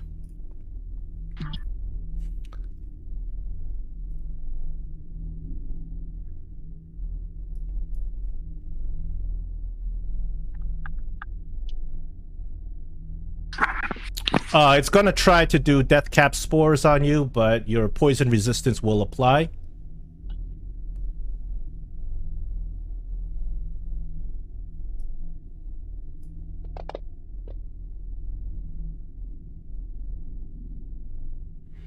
Oh my goodness.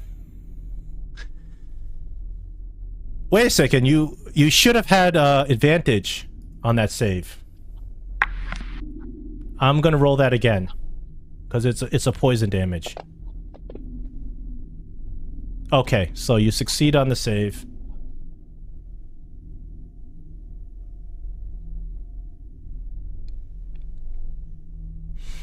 And that takes the place of one of its attacks. The second attack is it attempts to smack you with a fist. Nothing. Second Death Cap Myconoid. I don't think he has the speed. He has the dash. Nope. Myconoid are very, very slow. 1, 2, 3, 4, 5. He dashes over here.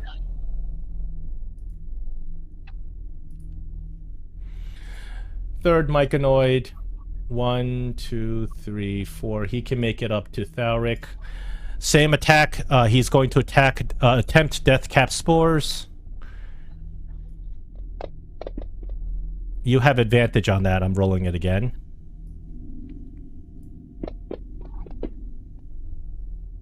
You successfully save. Thalric, you're up. Okay.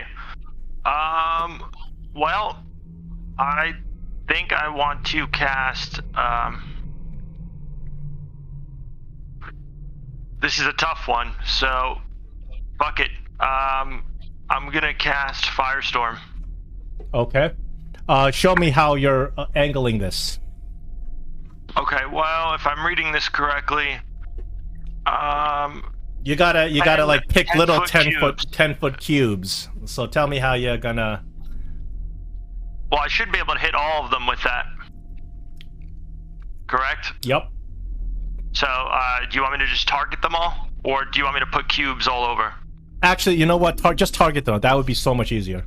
Okay. That's including Triss, right? He's now a Myconoid. Correct.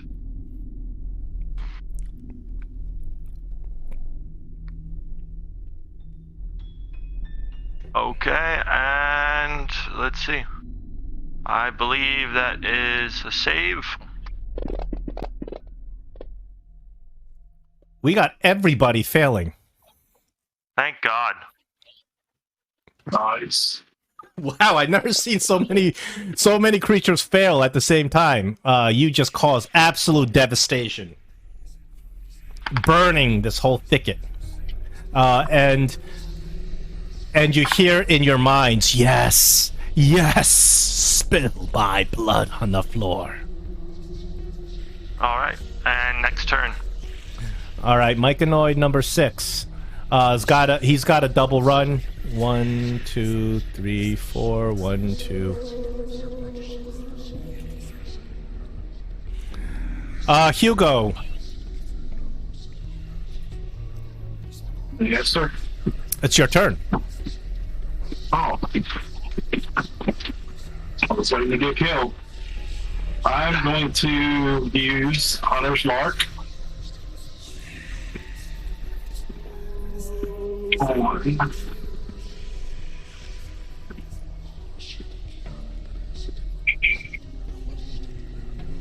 the Myconoid. I guess I'll go with, you said that, Chris is also considered a Myconoid. Oh, he's got like funguses growing out of every orifice. Okay. So I'm going to start with the death cap number 2. And then that's who I'm going to fire my first arrow at.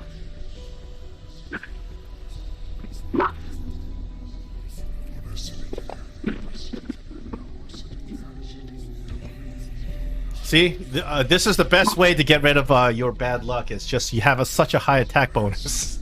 You can't miss. Oh, but your the bad luck translates to your damage too. So. Yeah. So now I'm going to get a second shot.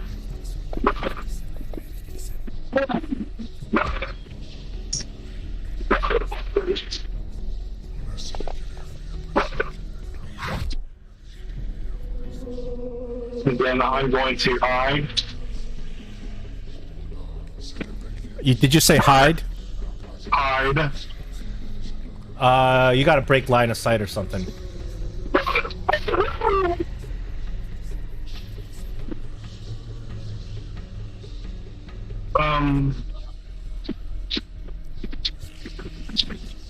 I believe that's part of my abilities. What, hide in plain sight? Yeah.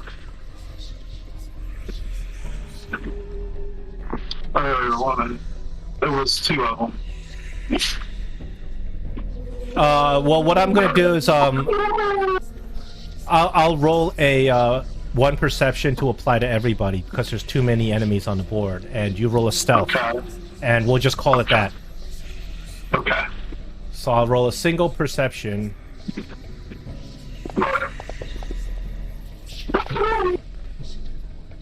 Okay, you have a successful hide then. Okay.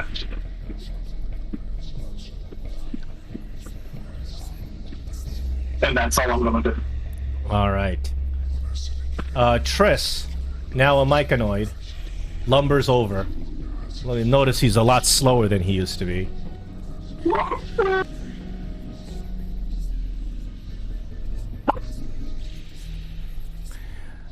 He's going to attempt death cap spores on you.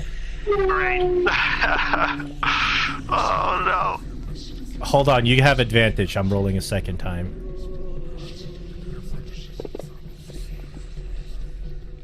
You failed twice. Fortunately, you got smacked with it.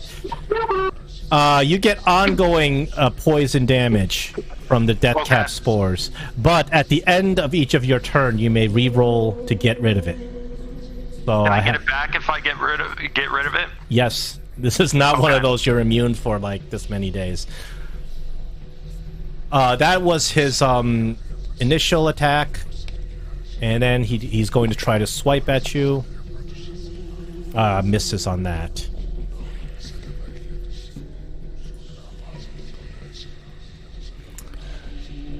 This Myconoid doesn't have, let's see, 1, 2, 3, 4, 5, 6, 7, 8. He can run up to here and has to use a dash.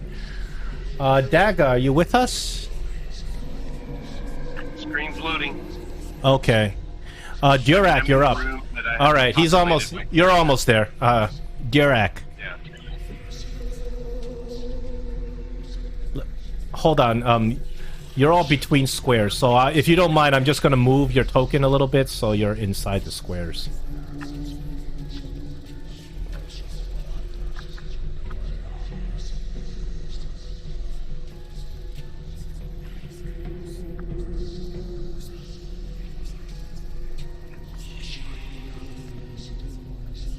Durek, you're up. Can you hear me? Yep. Yeah, I can hear you. Alright.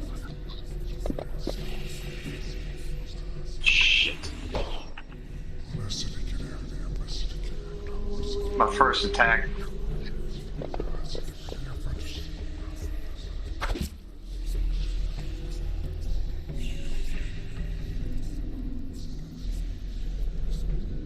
I'm going to use my bonus action and rage as soon as I find it.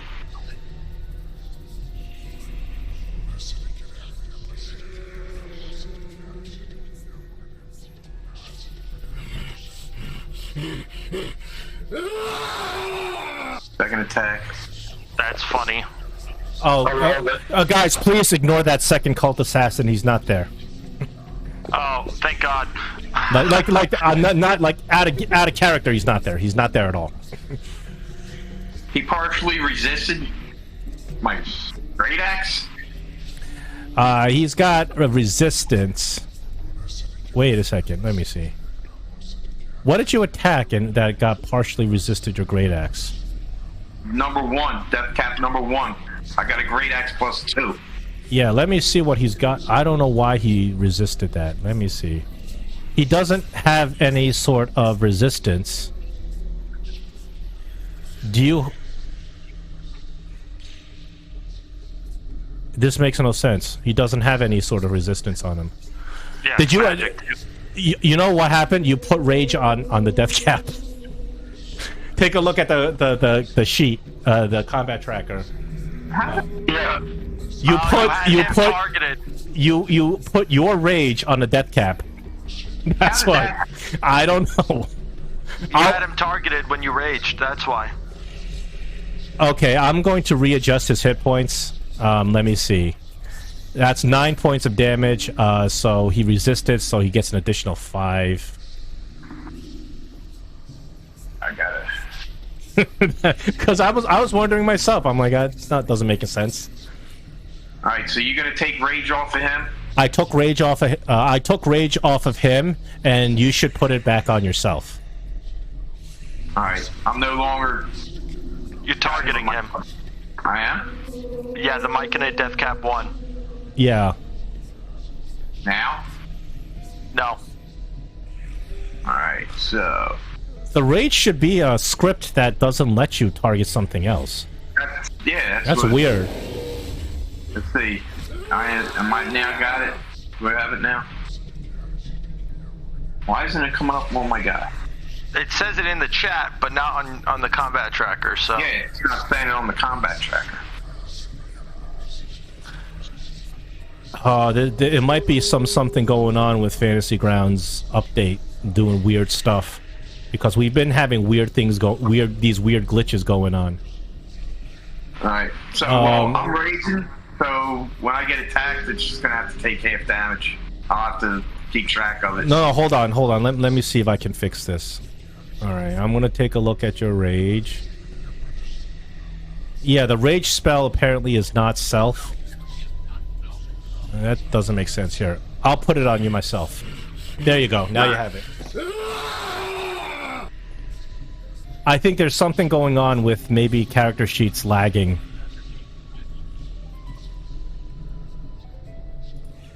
Okay.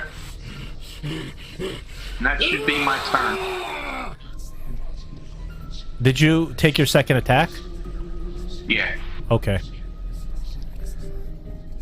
Death cap number 4. 1, 2, 3, 4, 5, 6. It's gonna move over here, but it's got a dash. And Daga, we are up to you. How are you doing with reconnecting? Good. My action, I'm going to cast Haste on Dirac. Okay. I'll do it for you since you're not available right now, or you're still connecting. Well, I've got the screen now. Before I click on, just remove me from the tracker again. Oh. Make sure nothing. Okay, I'll remove you from the tracker. Okay. Pop into the game. See if it makes me crash again. Put you back into the tracker. Yeah, you didn't. You weren't here to roll initiative, so you went last anyway. And Yeah, which is fine. and I will put a haste from your character sheet onto Durak.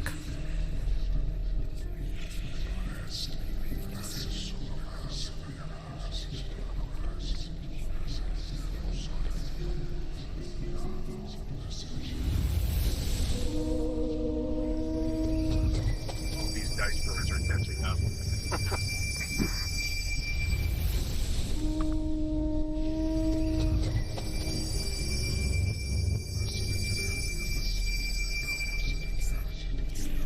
I'll check off a level 3 spell slot. There you go. So does that mean I get another attack now, or? No, you have to do it on your turn. Okay. Alright, Ilxanthiard's up.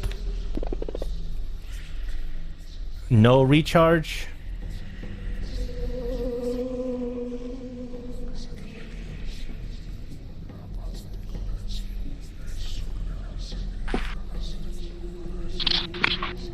One, two, 3, 4, 5, 6, 7, 8.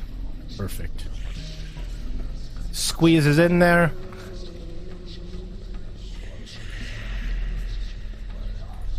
Multi-attack bites. I stepped away. Who is he attacking?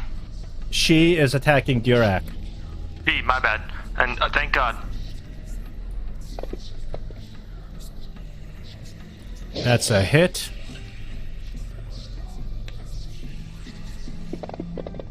Durak, what's your AC? He's also raging. Does he get the +2 from haste? He should. I had the haste Okay. effect on him. Good, good. Durak successfully saved, and then that was the first attack. Second attack. It also doubles your movement, Durak. What's that? It also doubles your movement. Okay. The second attack is also a hit.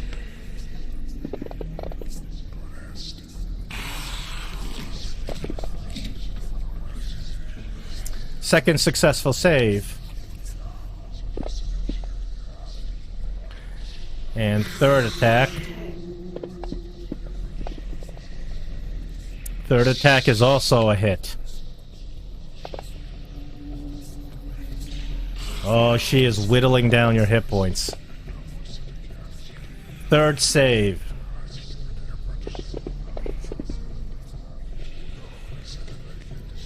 Alright, that's Ilxanthiard. Deathcap Mushroom number 1 is going to attempt Deathcap Spores on you.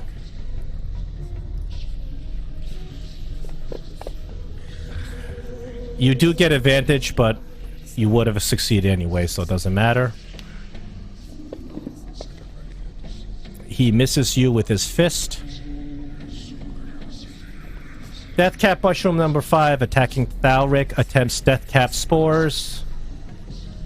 I already have the spores on me, unless it's damage. Oh, you already have spores on you.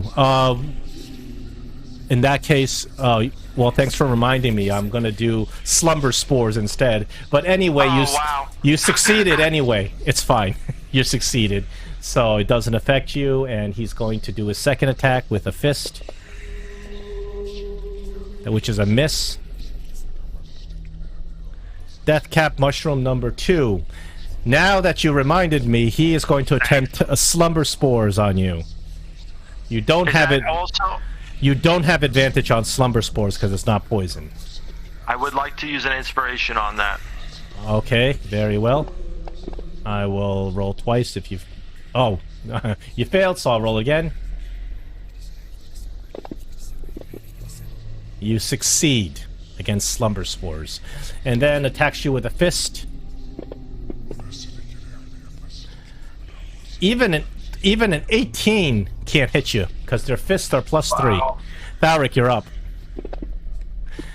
In the beginning of your turn, you take a little bit of poison damage, but you partially resist that. Can I roll for that? At the Or end, at the end? it automatically rolled for you. At the end of your turn, you can re-roll to get out of the poison spores. Okay. Now, let's see. That is... Alright, I'm gonna do Flame Strike. And, I'm gonna drop it right next to Death Cap 3. It's got a 10-foot reach, so I should be able to hit all the Death Caps in front of me. Yeah, so you probably want to drop it like well, you want to drop it in like this area. Yes, exactly. Yeah, you don't want to drop it on Death Cap 3, you'll miss some. No, I'm dropping it right next to Death Cap 3. Okay, you can select all the Death Caps in that area. Alright, hold on, let me... Okay, 1, 2, 3, 4, 5... Okay. So they're targeted... what level that is? Yeah, they're targeted. Yep, I just had it, and here we go. Sorry, it's bugging out a little bit. Okay, casting the save. Everybody fails your saves. Nobody can get past your insane spell DC. Okay, go ahead, roll a full damage on him. All right. Did it go through? There we go. Oh, you badly damage them. You don't outright kill any of them. And I'm going to bonus action spiritual weapon, and if I'm not mistaken, I can upcast that. Yeah, I think it does additional damage if you upcast it because. So spiritual weapon is a level 2 spell, and if I upcast it, it does an extra D8 for every higher, right? Yeah. So I'm gonna upcast it since it's level 2. I'm gonna upcast it to level 4. Do you have a token you can drop on the? Yes. Okay. I'm gonna do that right now. Yeah, I just want to make sure I do the damage correctly, so that way we're not worried about it. Yeah, the easiest way to do is just change it in the script itself. So I'm dropping it right here. Yeah. If you open up the script itself and change it, that's the easiest way, and then change it back in the future. Correct. So that's an extra. If it's 2, 3, 4, that's an extra 2d8. Oh wait, hold on. I gotta open it to drop the frickin' dice. 1, 2. Right in here, and I'm going to attack with it as well. Yeah, the attack bonus is the same. 2, 3, 4. I'm just gonna attack you. And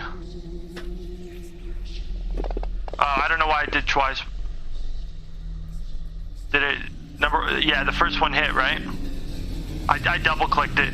The first one should have hit though. Yeah, the first one hit. So we can take the first one. Okay. Okay, that kills that myconoid. Okay. And can you attack a spiritual weapon or no? Not in official D&D rules. I know Baldur's Gate. I know, that's why I'm asking. But spiritual weapon, you also can take its it doesn't like take a spot. Like I can walk into it. Okay, I'm just putting it right here. This guy is on Durac. At the end of your turn. Did it roll? No, it didn't. So at the end of your turn, re-roll the it's a Constitution save. The DC is 15. Okay, you make it and you drop your ongoing damage. Death Cap number 6 is going to try to do its Death Cap spores onto Durac with disadvantage. Oh, well, Durac has advantage, I mean. Durac certainly succeeds. And then it's going to try a fist attack. Not going to do it. Now we're down to Hugo. I'm going to move my hunter's mark to... Yeah, just plop it on whoever the target is. What's... Yeah. Ilxanthiard. Oh boy. And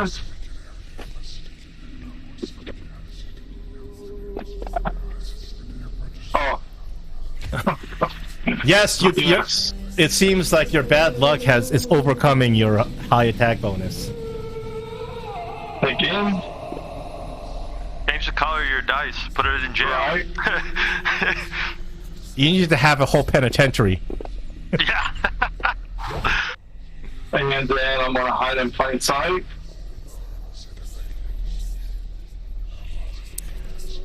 Oh, actually, I forgot you were hidden, so you should have had advantage on the attack. Oh, that's right. Well, it's too late, I guess. Well, would you like to roll again? See if you hit. I would like to, yeah. Yeah, go ahead.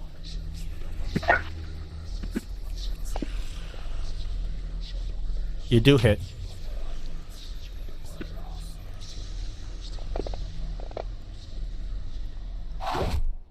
Much better. I will roll a perception on behalf of all the enemies, Okay. and you gotta beat that with your stealth. Not hard. That's a 2. Fuck.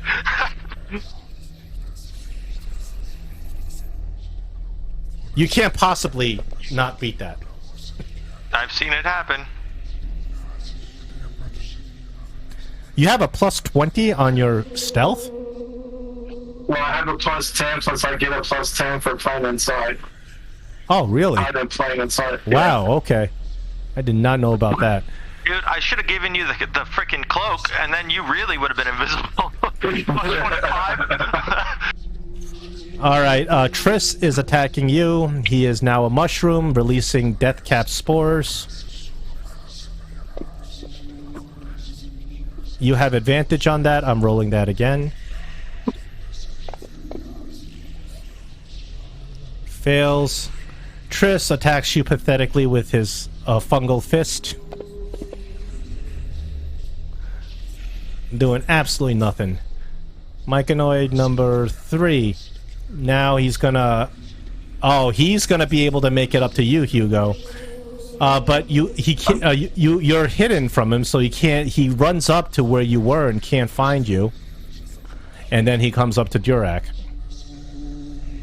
Death cap spores.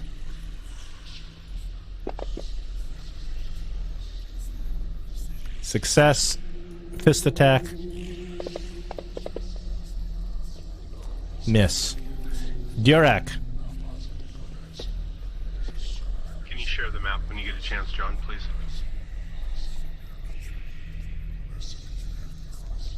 My locate map isn't working.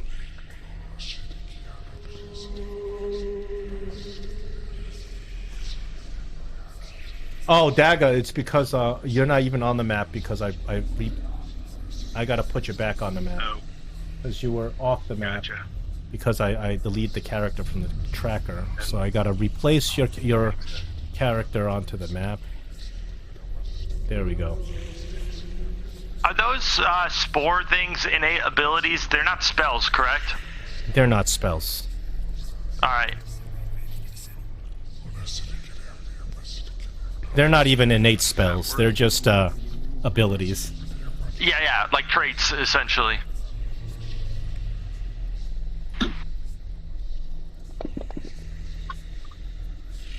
Hey, Durak, don't forget you can use your enlarge with one of your turns. You got haste, or, well, I guess haste is an extra attack, not an extra turn. My bad. He's still fucking up. Shit.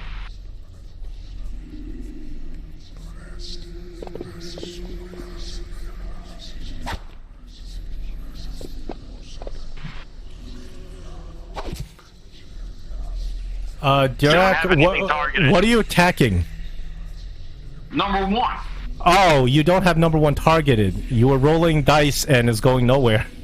Wait a minute. That should be control. Hit the That button. was targeted. Ooh, this thing is acting up because it did say it was targeted. Yeah, something's going on with Fantasy Grounds. Okay, so your first attack would have killed number 1. Okay, then I would have went to number 6 for my second attack. Number 6, 17. So almost dead, but not quite. Okay, so I got one more attack for my haste. Yeah. So I'll use that. So did you take number 1 off there? Let me. You off there? Okay, so now I gotta do number 6. Number 6 is now on there, correct? Right, I'm targeting 6 now? Yes. Okay. This thing's acting up. I know, it's been acting up for all of us. This damn Fantasy Ground updates. Alright, so 6 is dead now. Okay. You're cleaning up here. How many attacks is that? That was 3 attacks.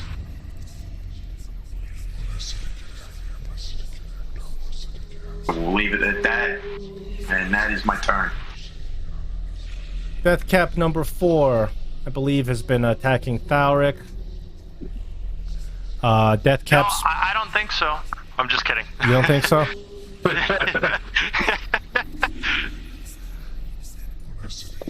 Because you guys are so poison resistant, they can't get you with these Death Cap spores, so they don't go to their fungal spores. So this it's a bit trivial fighting these little pathetic mushroomed people, except for Ilxanthiard. She hits hard. Yeah.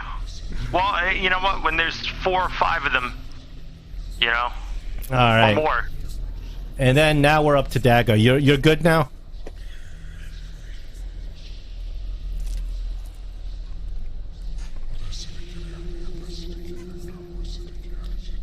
Daga? You there? Shot. You're on the wall. You climbing up there like with a spider climb kind of thing. Yep. Okay. Yep. And I'm gonna cast lightning bolt. Okay. So let me line it up. Everybody should be set. Good. Nice. We got 1 failure, 1 success.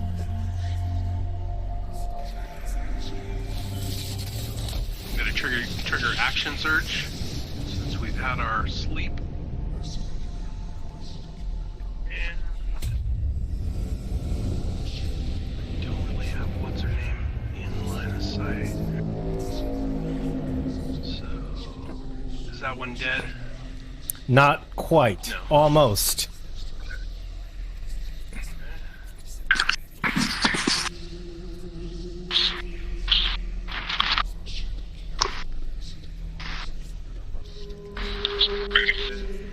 Great weapon.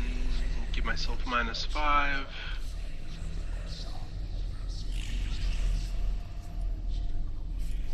Make an attack with pike. It's a reach weapon.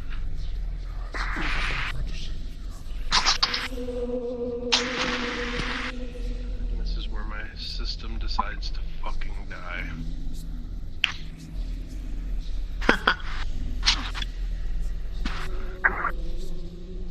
Honestly, Fantasy Grounds has been acting up a lot. Even in my last game, I noticed that.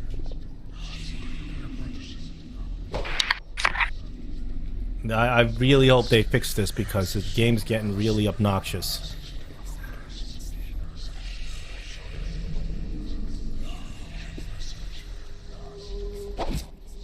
And that was enough to kill it. My second attack, I don't have mobility, so my second attack is going to be wasted. But as a bonus attack, because I have great weapon mastery and I killed a guy, I can move and make a bonus attack. Targeting this guy.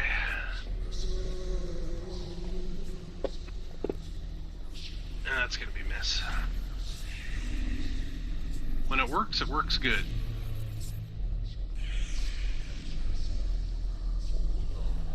Alright, Ilxanthiard screams out in ecstasy, yes, spread all of my seed upon the floor. She comes over and she has 3 attacks. She splits her attacks between Thalric and Durak. 2 for Durak, 1 for Thalric. Oh, hold on. She needs a recharge. No recharge. So it's gonna be her regular attacks. 1 for Durac. Miss. 2nd for Durac. Miss. And 3rd for Thauric. That one's gonna hit. Damn it. First, she does her piercing damage with a bite, and then she bypasses your poison resistance to force a normal Constitution save against her poison. Alright. Which you succeed in, taking half damage. It's marked as psychic, but it's actually poison. Yeah.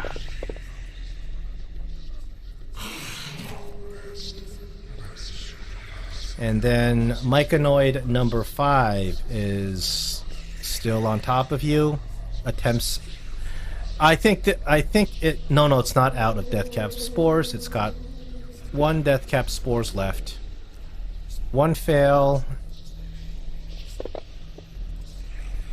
2nd is a success, and then it does a fist attack.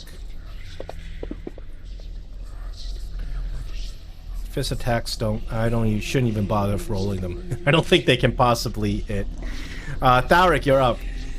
So I was thinking about dropping another flame strike. Sure. I'm not moving. I'm just showing you like right here. That way I could hit the Deathcap 5, Triss, and the Myconid 4. I'm not sure you can get just those 3 specifically without hitting yourself.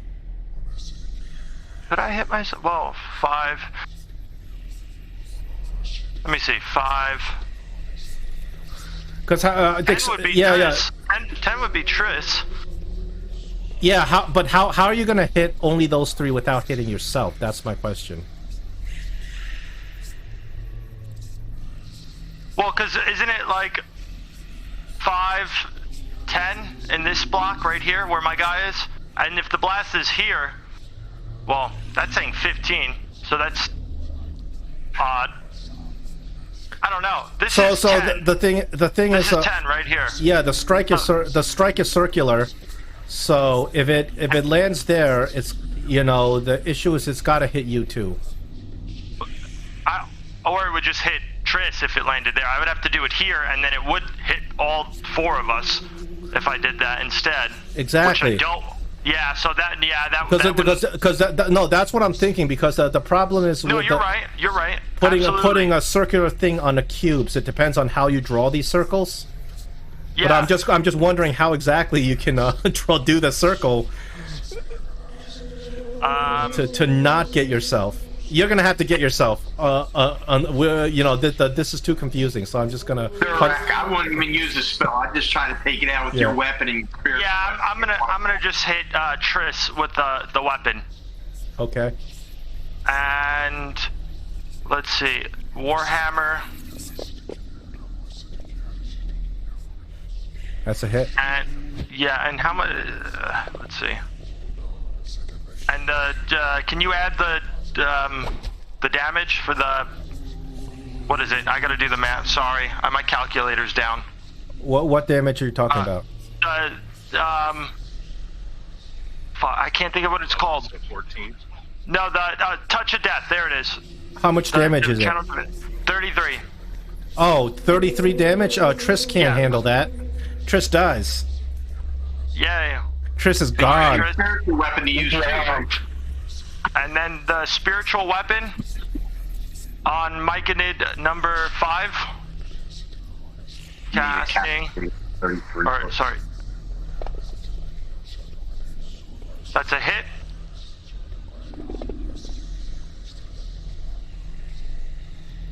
Okay. And that's the turn. That was my bonus, so. Hugo. I'm ready. Hugo, you're I'm up. going to attack the mushroom woman. Nice.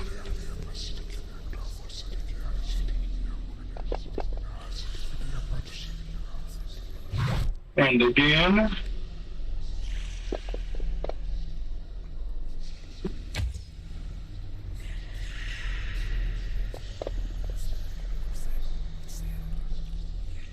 And I'll hide in plain sight.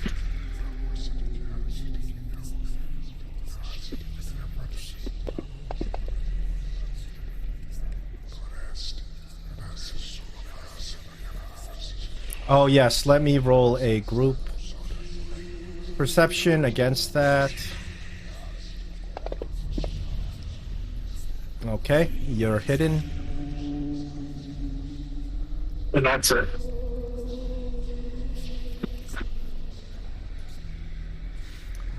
Durek is up. Alright, so let's try this again. Control. Alright, she's marked, correct? Yes.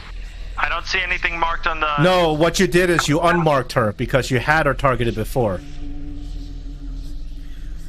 Alright, so Now she's targeted. now we're good. Yeah, Okay. it should work. If it doesn't work now, then Fantasy Grounds is broken. Uh-oh.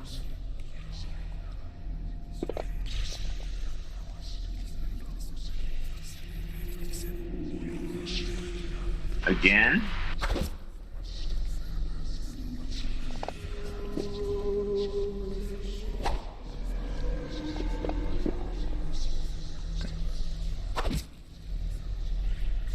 And again.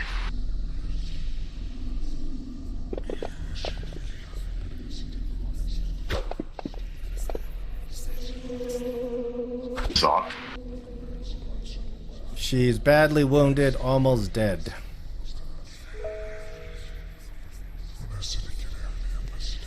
So now I'm going to unmark her.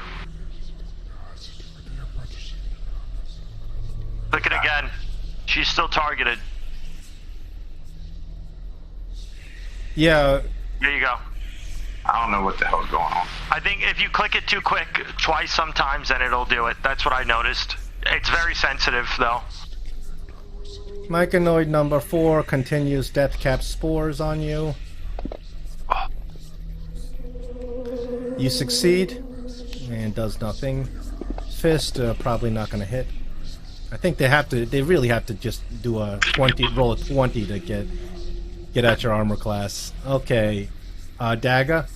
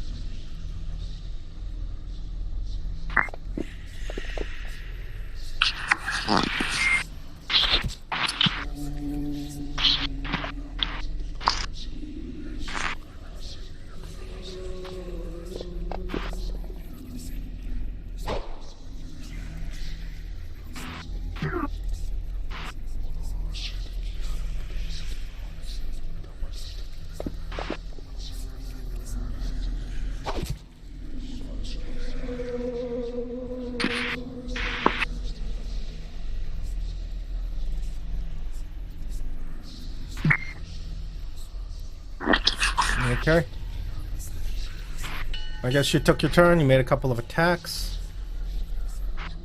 Ilxanthiard is up. Once again, rolling recharge. No recharge. She gets her multi-attack. 3 attacks. 2 for Durak and 1 for Thauric.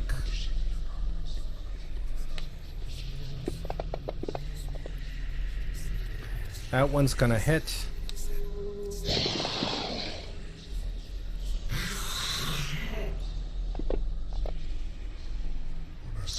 But you do take half damage off the poison of her bite. And then 1 for Thauric. That one misses. Myconoid number 5. Deathcap spores.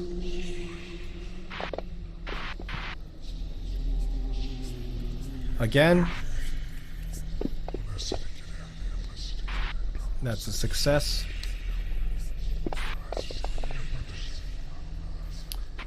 Miss with the fist, and then we're at Thalric. Alright, I'm gonna start off with the spiritual weapon on 5 since he's targeted.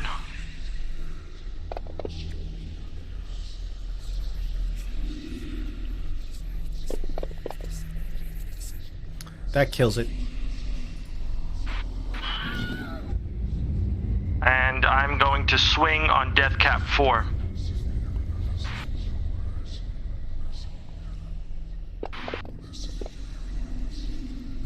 That's a hit.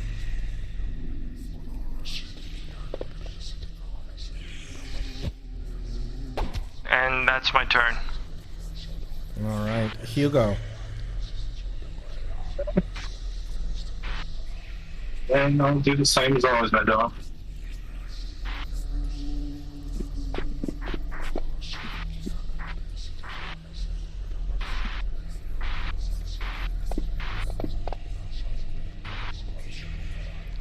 Ilxanthiard goes down, and when she goes down, the death cap freezes in place, no longer moving.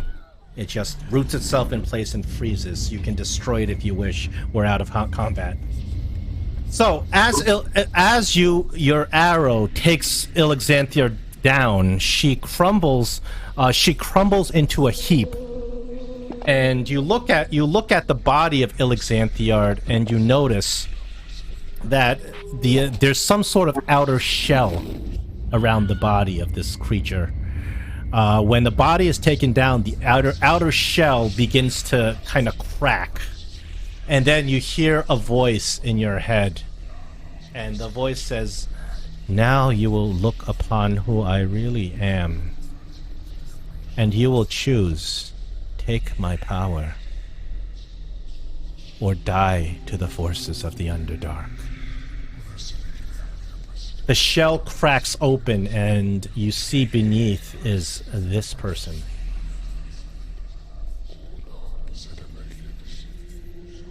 Gisela?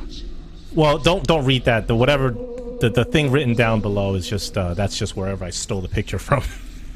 But you see, you look at her and you stare at her for a while. She's clearly used to be a drow, but has become a really horrific abomination with a half-formed spider mouth. And there are these antennae coming out of her head. Her limbs are deformed, partially insect-like and spidery, partially drow-like. And when you look at her really, really closely, you recognize her. You remember her from she is a member of the House Nearth.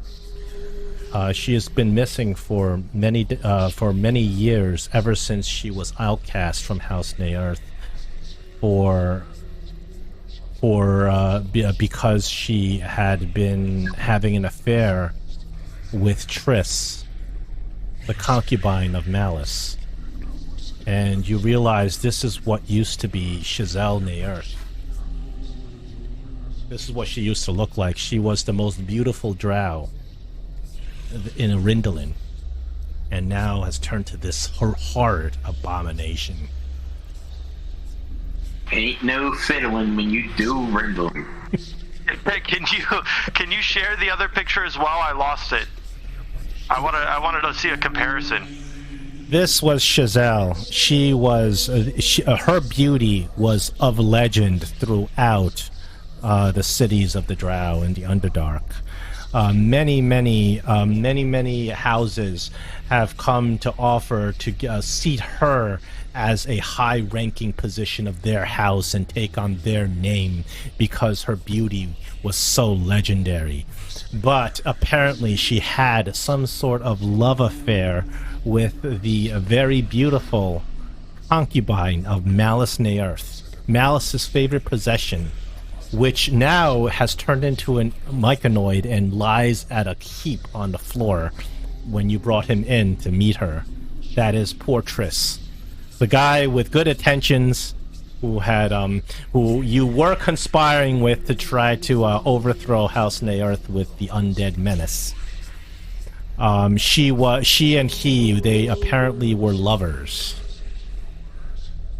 And this is what's left of her.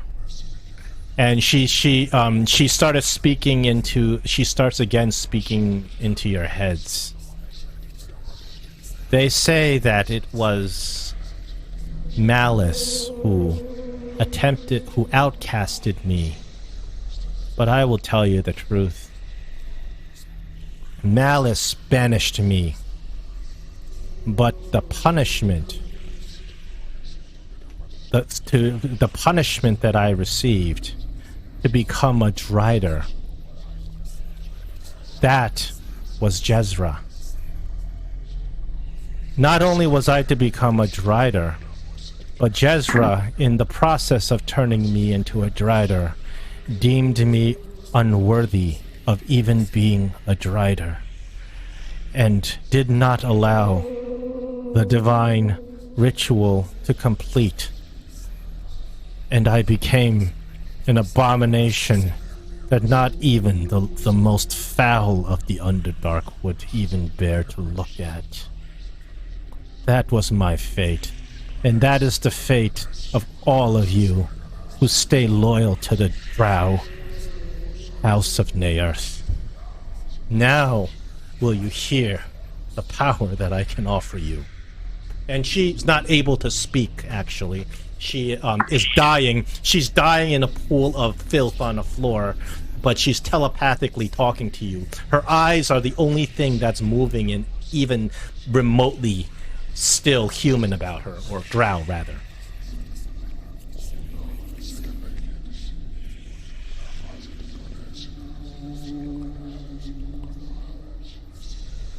Well, what's his power?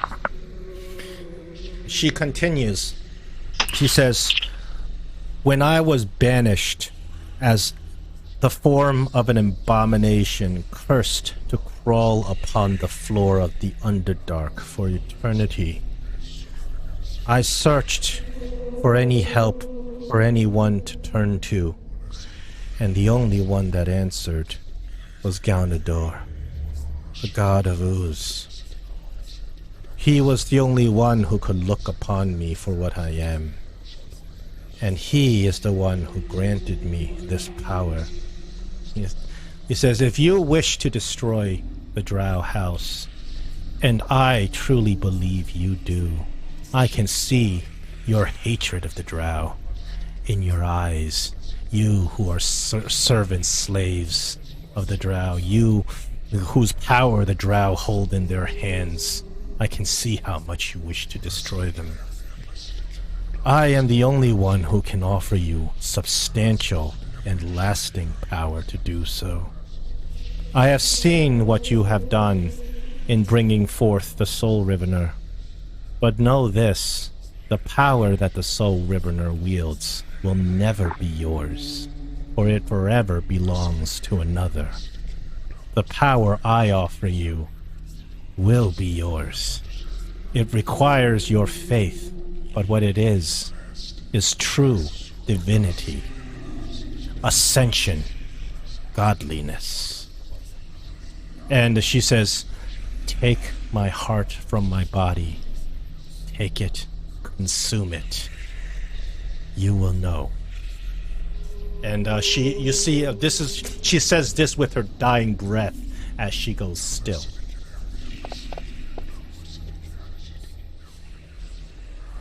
You know, if she just died and had this power, I don't think it's that great. She says, I was not strong enough to be its vessel, but you are.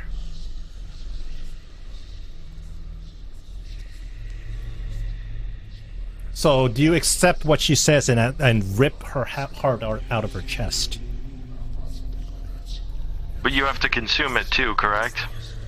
Yes, but she asks you at least you rip it out first. Yes, to actually accept the power, you have to consume her heart. And she's pretty much on death's door at this point, correct? Yes. I mean, she is pretty much already dead. This is she's saying this to all of you in her dying breath. In fact, that she actually wanted you to kill her. It appears that she's very interested in destroying House Neerth because of what they did to her and her lover. I told the party to leave. Since I'm the barbarian, I'm gonna rage and set her on fire and probably blow this place up. But I'm probably the only one that's gonna be able to survive it. So you guys go ahead out. Are you going to remove her heart, or you guys don't want to know what her power she offers? It could be a trap that kills you all, or it could be ultimate power. She's looking like she has nothing really to lose, and she has every reason in the world to want to destroy House Neerth.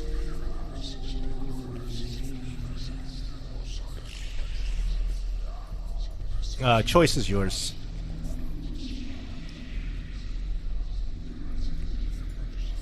Well, let's go through with this. Starting on the right, Hugo, do you want to eat the heart? No. Daga, do you want to eat the heart?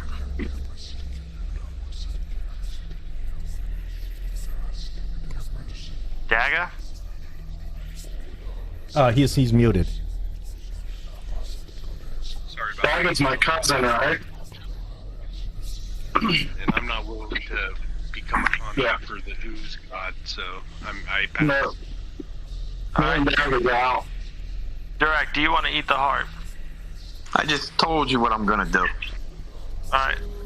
But you guys get out of there. Well, is there anything you could actually blow up here? I mean, I guess that's a DM question. Is there enough stuff to ignite over here to make this place is really wet because of it's a whole bunch of molds and funguses. So the place is actually really wet. You don't really blow. It's not like you set everything on fire and it ignites and blows up.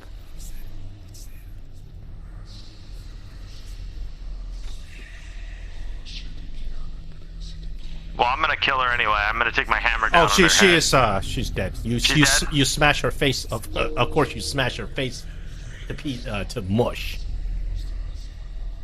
But you can see, like, under her chest, the heart still beats, even though you clearly killed her. You're gonna have to smash the heart too, unless you want to eat it. Go ahead out. But do you want to?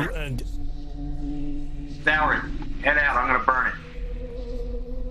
You want to rip it out and see what power it offers? I'm gonna rip it out. All right, you rip out the fungal heart, and it continues to beat as you hold it in your hand. This thing is quite an anomaly. You've never seen anything like it. It is part drow flesh, part fungus. Just an organism that you didn't think could possibly even exist. And despite that, there's no blood to pump. The heart continues to pump. And as you take the heart in your hands, you start feeling the power of the heart. You feel an incredible surge of energy that just kind of showers your whole being. And you learn the properties of this fungal heart. Would you like to know, or you open up your mind to the properties of it? You have to eat it. You know that. You have to eat it to accept it. Okay, I'd like to know. Let me see. Oh, that's way too much reading. The heart turns you into the fungal lord of Silafur. Silafur being the god of the myconoid, and you become the embodiment of Silafur upon the material Wait, do plane. I have to eat it after saying this, or I could just know? No, what you it don't does? have to. You don't have to eat it. This shows you what it can do for you. You gain an immediate 2 character levels. You are 2 character levels above everybody else, and you will remain so.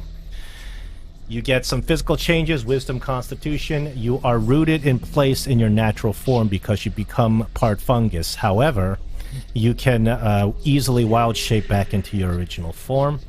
You have divine spores. These divine spores can infect all organic tissue, living, dead, and undead, and they become your thralls.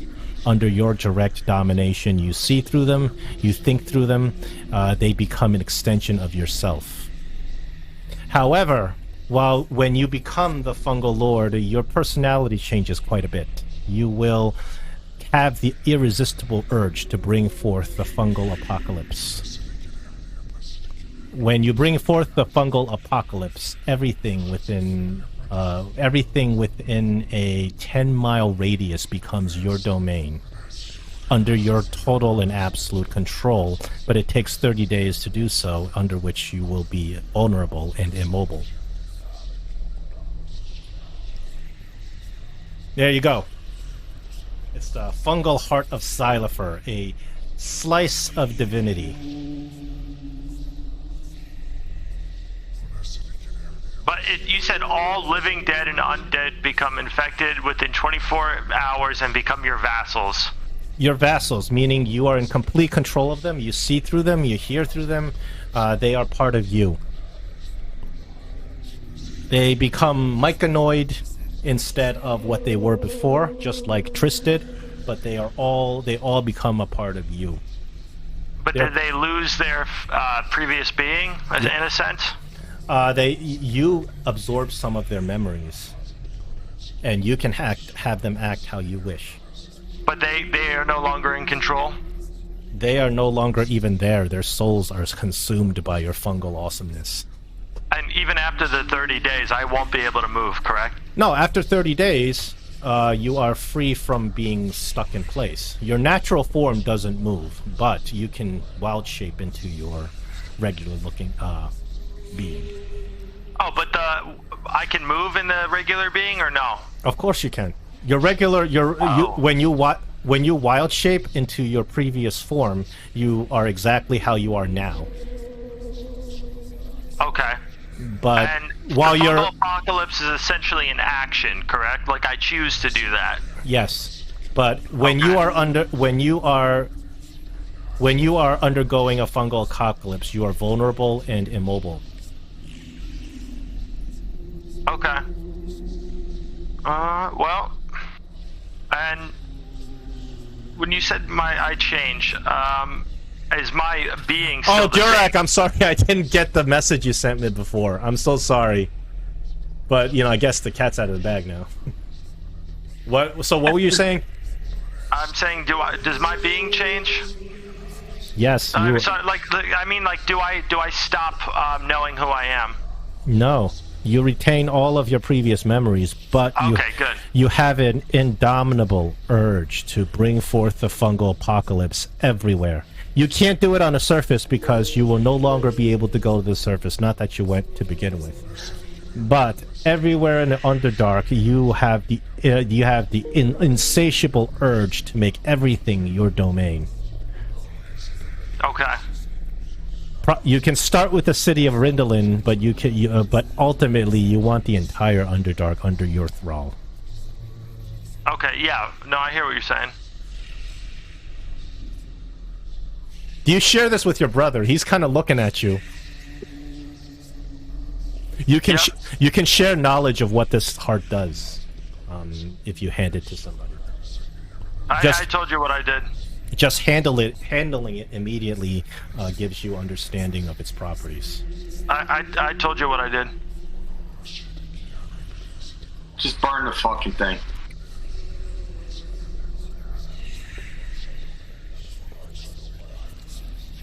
Okay. Burn it. I burn it. Throw it on the ground and burn it.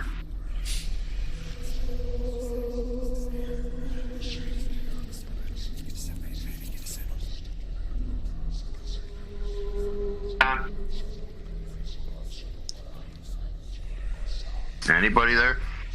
Yeah. Mm-hmm. Oh, I lost you there for a second. It's your choice. You can destroy the thing. I just destroyed it. I burned it up. Did you read my message? I didn't get your message. I texted you both in the chat. Well, okay. So, I mean, they're not here. Jack and Hugo left. But I pretty much ate Listen, it. listen. but they wouldn't have No, done it. I see your messages. The thing is, Durak, are you gonna do? What are you gonna stop your brother as he if already he's trying to? messaged him. Yeah, if he's trying to eat it, are you gonna stop your brother? Yeah. Dude, you can't do that. You're gonna kill everybody. Not if you're around. I mean, I won't kill you. You'll be out of the city when I do it. Do you just listen to what the DM now going back to what the explained, Rick, you do have the power to exempt people from your fungal spores Well, that you there we choose. go. It is in the stipulation in the devil's contract I have over here. So then I could exempt those who are working with me and my clan. I think it's up to 10 people. Well, up to 10 people, I'll choose. So, yeah, Durak is definitely one of them. it's gonna be 10 of us in the whole underworld. I mean, we won't be dealing with any other enemies. The and idea be is, living- if you accept this power, you want to make it your underworld. That's the reason why you would want this kind of power. Well, I could do it with 10 other people.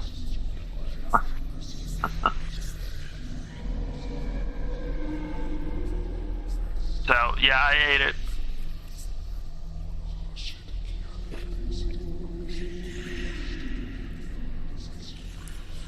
Guess I'm gonna trust my brother.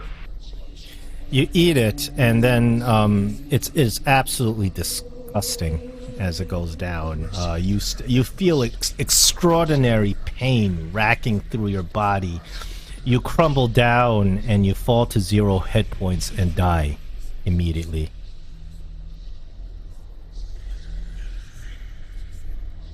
Durak, you turn around, seeing your brother consuming this heart, and then he crumples down and dies in front of you.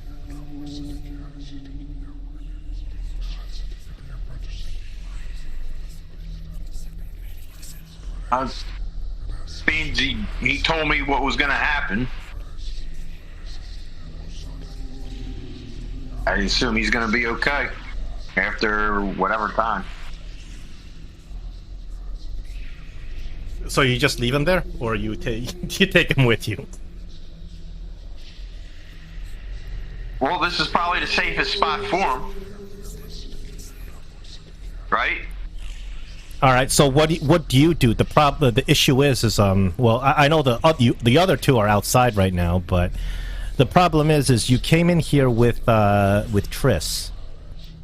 Triss is now dead. Right. He was the Drow commander that you guys had been assigned to coming out here. What would you like to do? Your brother right now is not alive. He's just dead on the ground. What would you like to do? Like, would you like to go back to Rindolin? You did accomplish your mission to destroy Ilxanthiard. Oh. You guys don't have a commander anymore. Yeah, I know. So you choose what you want to do. Well, I go up. I'll give you the options. You can go back to Rindolin. You guys did hear about the Stoneboar clan, and there is apparently something very powerful at the Stoneboar Citadel. However, it is being guarded by some creature, and the Stoneboar clan actually came here to try to get some sort of weapon. You're thinking, could it possibly have been this fungal heart that your brother consumed? They wanted to get this weapon so they can go back and rid the Guardians, so they can obtain the power, their powerful, some sort of powerful artifact or weapon, according to that toad. That's an option. You can go to the Stoneboard Clan Citadel now that you don't have any more directive or anybody giving you orders or telling you what to do, and you've accomplished your mission. You can go wherever you choose. Oh, I go talk to the other two. So Durek comes out and he's alone.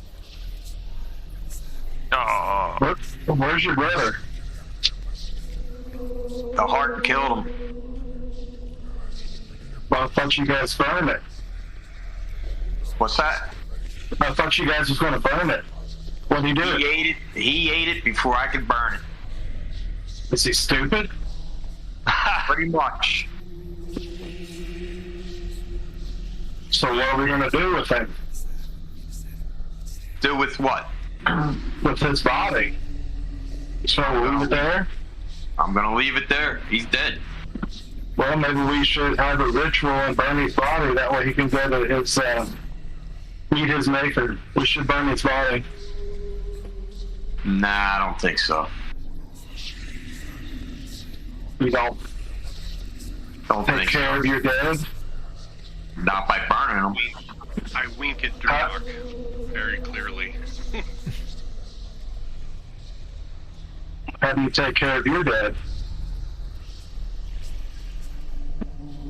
I'd bury my dead.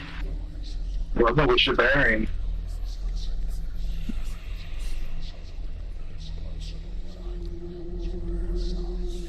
It's fine. What are you not telling us? He ate the heart. What do you want me to tell you? And Well, he if you killed don't him. want to bury him, you don't want to. You just want to leave him there. You just got said to we be hiding could bury him. something. You guys just said actually, okay. because you weren't in the room, you actually don't know the properties of the heart because you didn't get the hang Right. of it. I just said we could bury him. I don't know if you heard me. All right, well, let's bury him. His brother, he can do what he wants to him. I mean, if he wants to leave him there or bury him, I'm not gonna force that. That's not my way, but that may be their way. It was clear I what got I was you. gonna do even before we were sent out. I messaged Hugo. Right. He's gonna leave and eat the heart. I knew that Right. right from the get-go, so that was way too obviously clear. Saying leave, we're gonna burn this. Okay, No, I was actually gonna burn it. 20 intelligence. Right. So I looted Trist. I say I'm cool going back. We can go up to that stone forge because you guys had the interest in that. I'm good with that. I don't necessarily want to be a thrall, but we can keep going, be thralls, and work on our plan to destroy this house since we're at a little bit of a crossroad right here. Yeah, what do you guys think about this Drow House of Nearth? Well, what would you like to do? Would you like to bring down the House of Nearth? Would you like to continue serving Jezra and raise her to matron mother? Because that's what she ultimately wants. Eventually, she's going to go after matron mother Lythrana herself. So, See, That's the second sister. yeah. I don't know who to believe. I don't know who to believe right now. I don't know whether to believe who we just defeated. This is the I don't know Underdark, whether- and nobody is trustworthy, Exactly. including you. Exactly. But what is you as a group's motivation, or maybe even if you have different motivations, what do you want out of it? Where do how do you see yourself as succeeding ultimately? I just want to get the anvil back from my clan. Very And good. If that other Excellent. If that other fort could have an anvil, I'll take that anvil. Well, you can even if you're able to get another clan's anvil, that would be fantastic. But it's not enough to replace your anvil. But that would Right, I certainly, understand. yeah, that Maybe- would raise your clan up for a lot longer. Your clan won't die out for a while if you're able to at least get somebody else's anvil. We set the wheels in motion with Yeah. Radica, early on my motivation was to take advantage of any opportunities that presented itself for us, or me specifically. I didn't have any alliances with the house. I think we've achieved that goal of setting those wheels in motion, so Radica could ultimately wipe out the entire Drow house and create an undead citadel of death. So be it. I could care less. I'm an adventurer at heart. So, what would your character like? What do you want, and that would make your character feel like he's succeeded?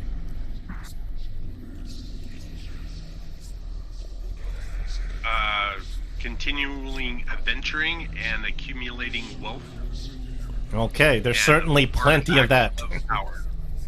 Yep. There's plenty of that. Whichever way you go, there's opportunities for adventuring, wealth, and power. And Hugo, does your character have any thoughts or motivations or anything you want to accomplish? Well, I was brought into the picture because my cousin felt like he needed somebody that was on his side. Yeah, but your character could have other motivations too. So, I mean, I'm all about the wealth, and I want to help anybody I can. So, if I can free some slaves, I want to free some slaves. I don't think anybody here is really interested in freeing the slaves. I haven't heard that.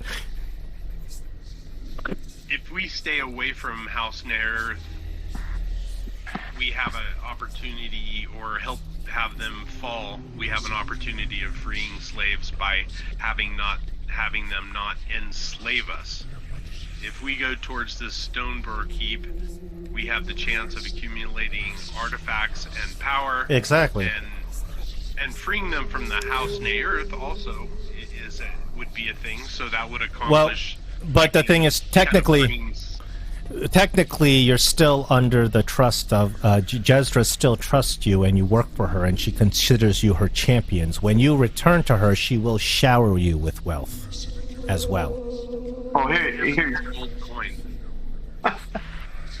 I can get gold coin anywhere. I'm interested in artifacts of power, and she's not willing to even give us a drow sword because it's so drow we can't touch it. Actually, they have our artifacts. Don't they have something from your clan? Because they have our clan's anvil, and that's why we were working for her to get that back. And she hasn't even given us a taste of anything yet, like you just said. Yeah, no, they had me, which was my clan's artifact, so to speak. So yeah. No, they don't have that kind of leverage over the gnomes. You are certain that if they had the opportunity, they would attack your clan and try to enslave them. You're certain about that. Thalric, I know your character's dead, but that doesn't mean you can't speak. What did Thalric want when he was alive? What would be his motivation? Well, to be honest, I guess Thalric would have two goals here. One would be getting that anvil back, just like Durak said. Yeah, of course. Obviously, they shared that. And two, it would be figuring out, once Triss died, it would have been figuring out, in a sense, what to do with that undead creature, in a sense. Whether it's expediting the death on Toll on House Naearth in Arindolin, destroying the city, or, in a sense, using his newfound powers, I guess, to more or less try and control that creature. Because if I'm not what does it say? It said that the undead creatures are essentially thralls. So if I did decide to do that, that fungal spore thing, you have an apocalypse that will overpower the undead apocalypse. Exactly. But I would want her essentially to be my thrall in that case. But I would also keep those who are working with me, like I said, the party. They would essentially be part of the 10 that would retain their self. You know what I mean? Well, the reason I'm asking is I want to have an idea if you guys are interested in going back to Arindolin and bringing down the House of Naearth. Yeah, I mean, I personally would. I mean, like Durak said, he mentioned that more than likely they're responsible for taking our anvil. Exactly. I mean, they took Daga, for Christ's sake, right? Yeah, so the question is, evil world. So Still, they're bad. your interest. How do you want? So you want to try to get the anvil back by just bringing down the whole house and killing everybody and getting it back that way, because you've been serving. Because like you said, you've been serving Jezra, and she hasn't. She's been kind of giving excuse after excuse. She says the only time she can actually just go and get you your anvil back is if she becomes matron mother. That's what she tells and that seems like a pretty. Of course. It basically says, "Hey, put me in a spot where you aren't more powerful than me, maybe, you know, Exactly. and then I'll give you your anvil, maybe." You know, because she keeps saying if we have it, if this, if that. Exactly. So, So if you, the only way she would be able to get you your anvil, according to her, is if you help her become the matron mother, which means you probably have to take the brunt of the difficulty in deposing the previous matron mother. And the previous matron mother of the Drow is nothing to cough at. They usually have the direct favor of Loth and the blessing of Loth. So to be able to destroy a matron mother would be a really difficult task. and you know, truthfully, I'm gonna speak candidly here. Yeah. I was really thinking about this because we talked about a lot of things occurring, and obviously my loyalty is to my brother first and then the clan. Then why'd you eat your fucking heart? Well, because I'm not going to kill you, man. It said that, well, he said that I don't have to, I could choose up to 10 people. But at the end of the day, us going, ascending to a higher power will, or at least having that much power, will keep us, it's a way that I could keep you safe and us safe, you know? And what I'm getting at, though, is that prior to the previous game, I reflected on it a little bit, and when I was getting caught to that plant, the gnomes could have killed me, you know? Or they could have let me get stuck. Karga seemed, even though he's a Dwagar, or Dugar, he didn't seem initially too keen to help me out, but then he also decided to help out. You know, a lot of the fighting, when we went into combat, well, I'm going to sit back and watch. And I was like, that's, you know, that's not too nice for us, you know? But I would choose more than likely the party and about one other person that they'd want to save too. So, like, this is all obviously looking towards the future if I'm not actually dead, but Hugo and Daga, if you would both choose to save one another, that would be my goal. You know what I mean? So she had someone else. As you guys are kind of sitting there contemplating, you notice that Thalric starts sprouting roots. His body begins disintegrating a lot faster than...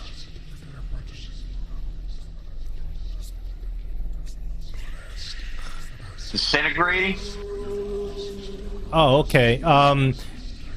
Durak, I need you... Durak, where are you right now?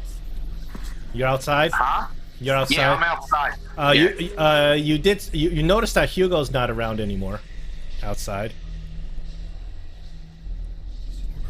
I noticed he's not there. Nope. I say to Daga, where'd he go? Where'd your cousin go? He was right here with us last I saw.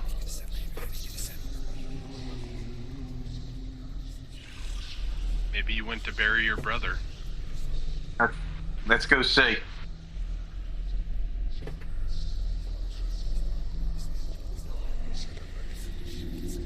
So I start walking in. All right, you roll a perception, Durak.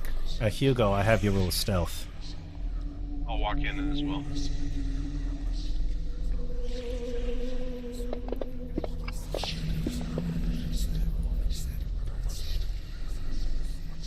Durak, you walk in and you notice that your brother's body is on fire, burning down quickly. Hugo's nowhere in sight. Cast hypnotic pattern on Durak. Ooh, we have PvP. Durak, do you consent to PvP? Yeah, I ain't got a choice, right? What? Well, I ain't got a choice. I still ask for player consent. I do stop. No, Yeah. I'm totally fine with it. I'm totally fine with it. All right. It's part of the game. we To me, roll- it's part of the- We roll initiative. You do. You are allowed to cast hypnotic to initiate combat, but after that, we're in initiative. Well, I'm assuming I'm dead. Well, that kind of sucks. Unfortunately, this is the problem: is your transformation. I didn't read that I was gonna pass. I didn't write that. I know. I didn't tell you that. Well, I didn't think that that was gonna happen, or I was gonna be unguarded, or whatever. But if I'm dead, then is that it then? For me, is my character done? It depends on what happens here. If your brother can put out the fire and get rid of these two, Hugo, you go first. It's gonna take a while to burn your whole body down. Alright. I'm going to dash.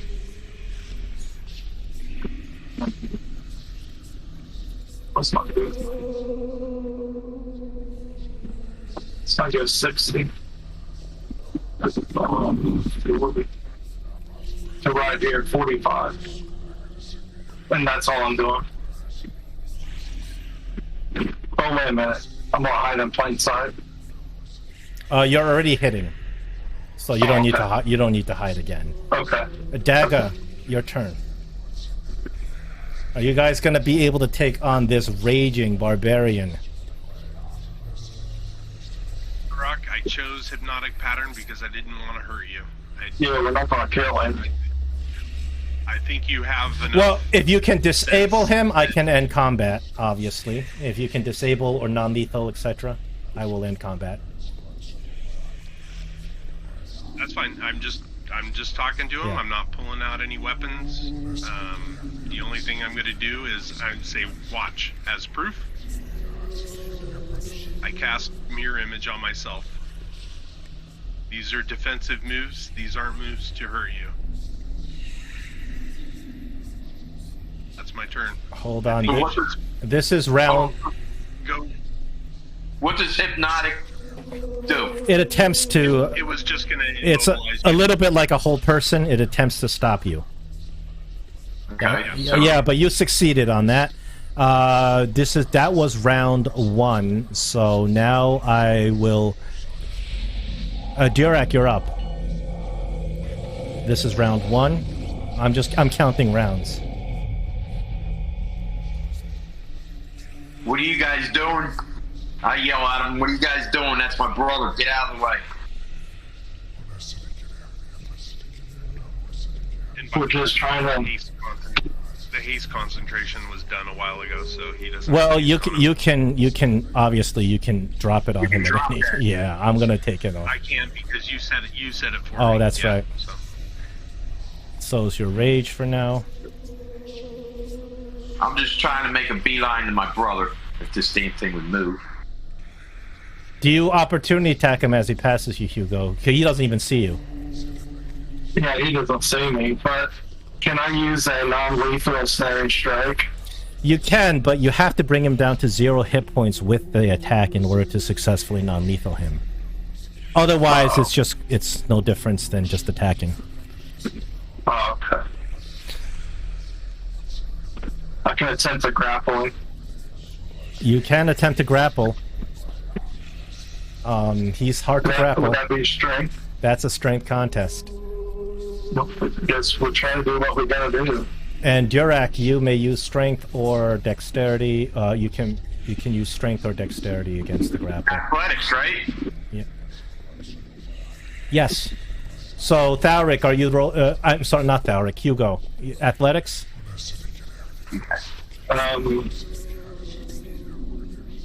He can do acrobatics too. Yeah, you can do like some sort of fancy move, like a half Nelson leg trip. I'm gonna do acrobatics. Okay.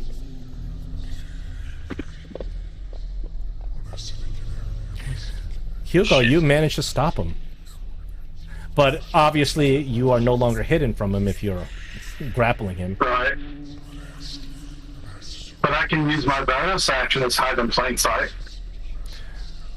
There's honestly, you can't really hide from some.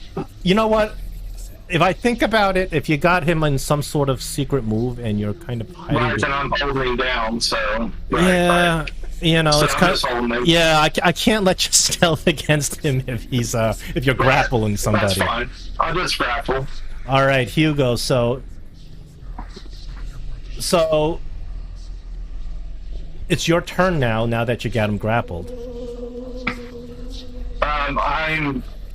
I'm not going to do anything lethal, but I'm going to try to talk to him and explain to him that by him eating that heart, something bad's going to happen, and I'm just not trusting it. There's something in the air, and we really need to burn his body, because if all those spores were attacking us through that other woman, something's definitely going to happen through him, and we really need to protect all three of our interests.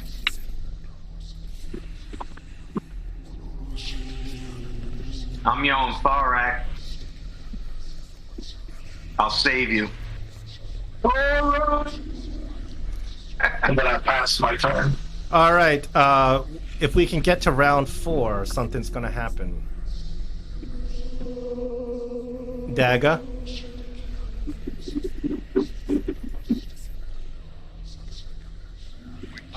Forward 35. Yeah, maybe Thalrek's body will burn to a crisp and he'll be gone forever. We put a fireball on him to make it worse. Wow. Wow. And I thought you were supposed to be a good character, man. No, there aren't. No, nobody's a good. I know that, but that's why I'm like, why is he killing me? He's playing, oh, let's save the slaves, but fuck that guy.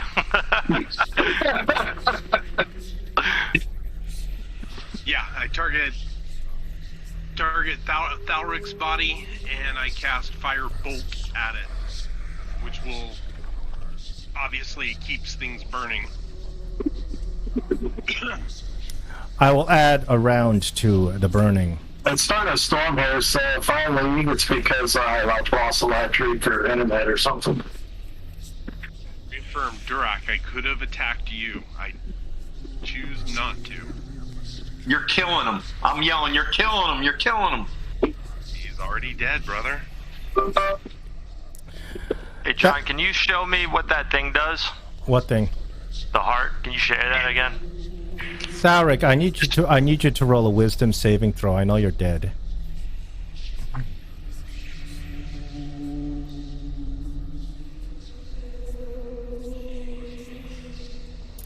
The DC of the wisdom saving throw presently is 16.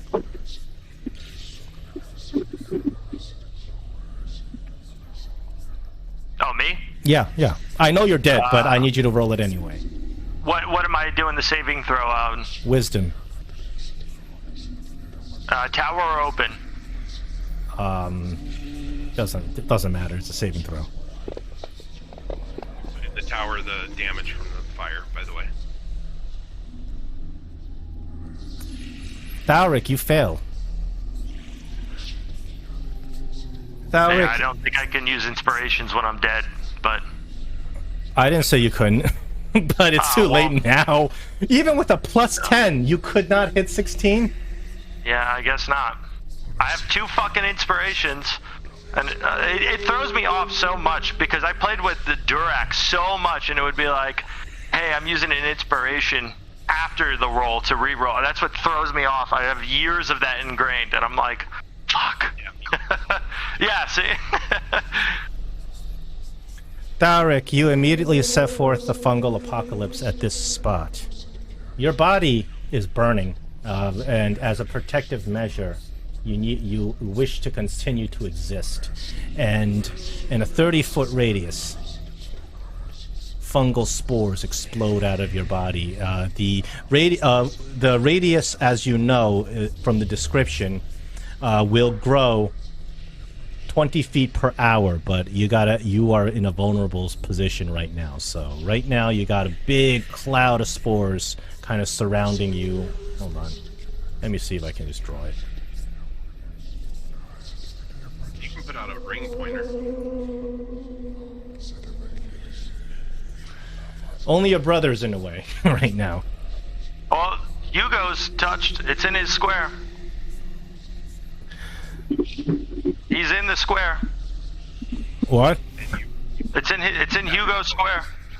But yeah, air bubbles are. But yeah. Yeah, I think I have to be fair to Hugo and exempt him from it because it's on the edge of his square. Well, that's not how that works, man. That's otherwise the lightning bolt version of the spores would have hit me, and that wasn't even in my green. Your thing was set for 35, if that mattered, also. Yeah, because look at this. If I put the arrow on you to Hugo, it's 35. 35. You see what I mean? Yeah. If this were an aura protection or something like that. Yeah, no, 100%. Yeah. So I can't subject Hugo to that. So you begin getting a consciousness. However, you can't move. You're stuck there. You see everything around you. You begin to sense the entire cave around you. You sense your brother. You sense the other two. You sense your body vulnerable, on fire, slowly disintegrating, taking more and more damage every turn. Hold on. I'm gonna deal damage to you. You take 40 points of damage right now, fire damage.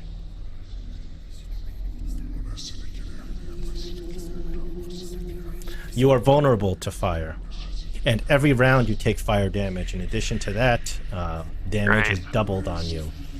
You cannot do anything, but you have complete control, and you sense all the Myconid, every single one, hundreds, maybe even thousands throughout the Underdark.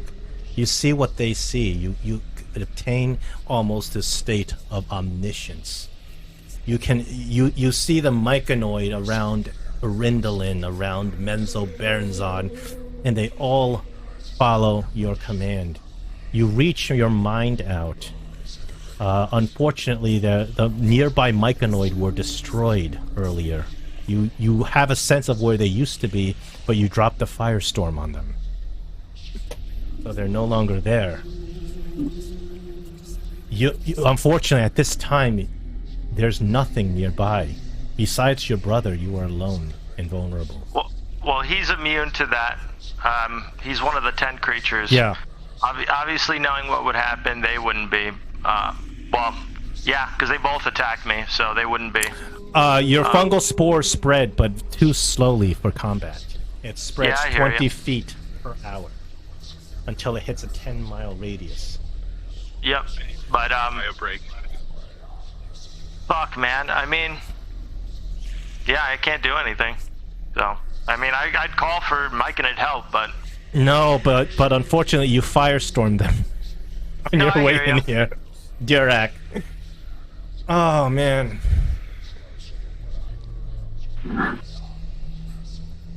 Enlarge. Also, you can telepathically speak to anyone within the spores. I enlarge. Yeah.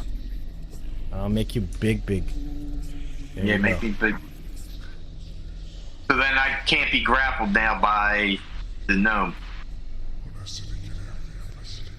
Oh, you're 2 sizes bigger than him. Uh-huh. Oh man, there you go.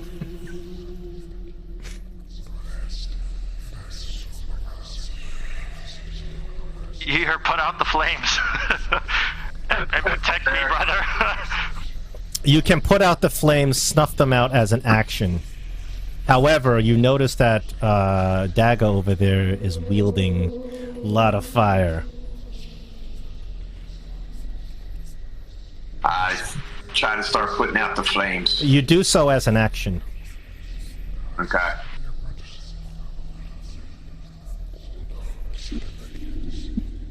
And then you turn your head and face the other two. Anything else on your turn? Any bonus action? I just say, are you guys done now making them suffer? Rage. Dead. Are you gonna rage? I can't. The enlarge is a bonus action, isn't it? Oh, that's right. That's right. You can't rage and enlarge on the same turn, unless you're that whatever, that super giant. Yeah. Exactly. Hey, John, I'm gonna message you something. It looks like Hugo's on a bio break. Yeah, I'm messaging you. I'm here. Oh, Dagga's on a bio break. I'm sorry. Hugo, you can take a turn. Okay. I will use that flame arrow.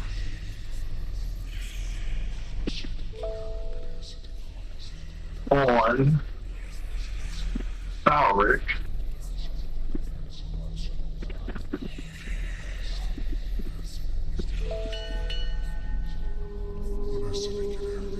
Okay. I do not know what that is. Be my regular turn. They're both showing concentration.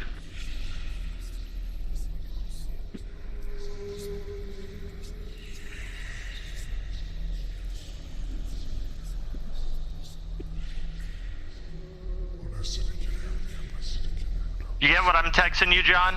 Yeah, I'm writing back.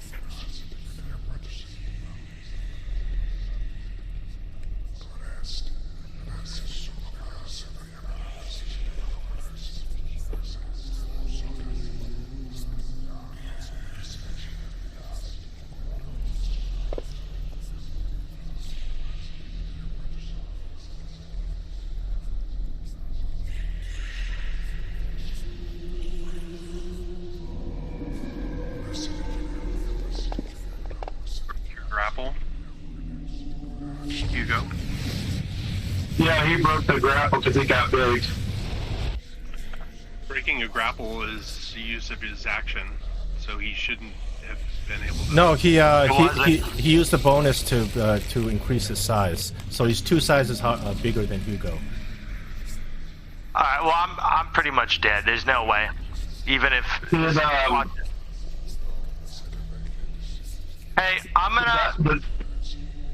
gonna use my psionic powers because you said I could do that, right? Can I talk to You them? can talk to anybody within your spores, so you got 30 feet. we're not in these fours. Oh well, 30 feet, so that doesn't work. Yeah, you can talk to your brother. I'm assuming I couldn't even do my divine intervention either. Well, one thing that's different. I literally can't do anything except talk into his mind, I guess. Well, you know what? Your divine intervention is not a racial feat; it's a class feat. Yeah, It's a class feature. I'll let you roll it. But the problem is your god's not happy with you. Can't you only use it once per 7 days or something like that? If it works. Yeah, you haven't used it yet. He used it when we were outside. No, I did not. Not the divine intervention. That's a D100 roll. That's that Hail Mary roll. I'm thinking it. Yeah, you're right. No, he cast Firestorm outside. Unfortunately, that destroyed the minions that could have helped him right now. I don't believe my flame arrow is working properly.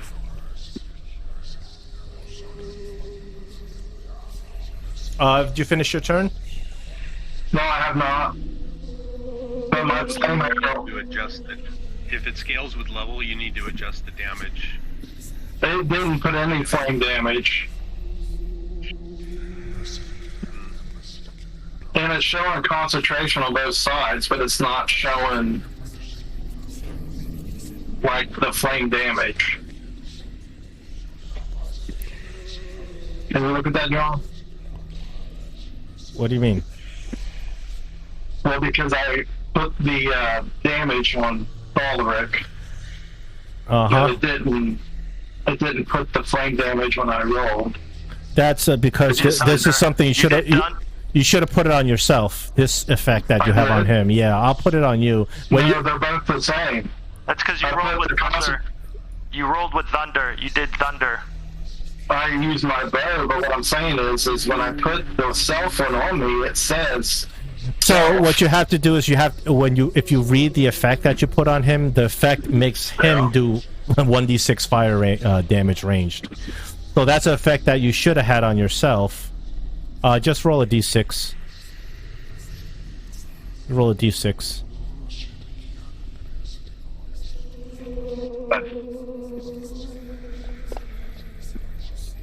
That's 12. Great. Ah.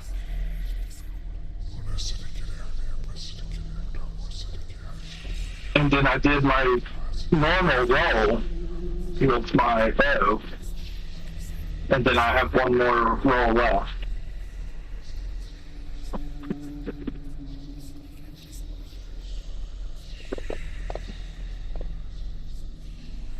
And I missed. I'm sorry, your luck is just not. Even against another player, your luck screws you And over. then now I can use my hide in plain sight. That would be against Thalric. I'm sorry, against Durek. Yeah. Hide in plain sight. So. Skew. Against who? Derek. Yeah. Thalric, I will give you, if you can survive to your turn, I'll give you a divine intervention roll, because that's a that's a class ability. The problem is you can't cast spells because you don't have armors or anything, but you just you're turning into a plant. But a divine intervention is just you just praying to your god.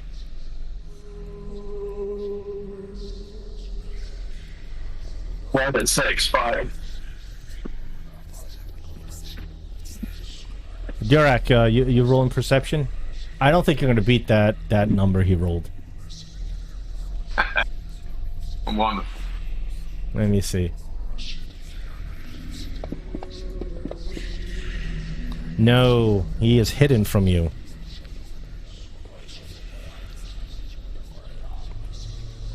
Daga, you're up. Okay, I think I can do this, so let's drop this here. That's great. I can drop it like that with full line of sight. So you're going to choose not to hit Durak with it, correct? Is that what you're doing? Correct. Correct.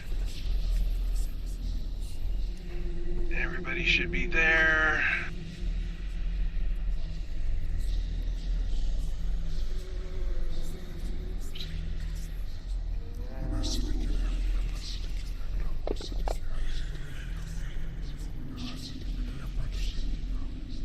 Yeah, I'm dead. 32 points of damage.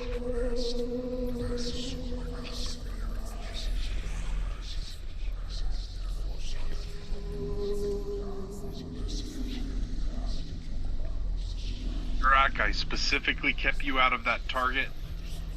I am sorry Thalric, for your loss of your brother. You Yeah, get you get a death save. Dead save? You are a player, and the player gets death saves. Let's see. But I don't see Durak having any ability to bring you back.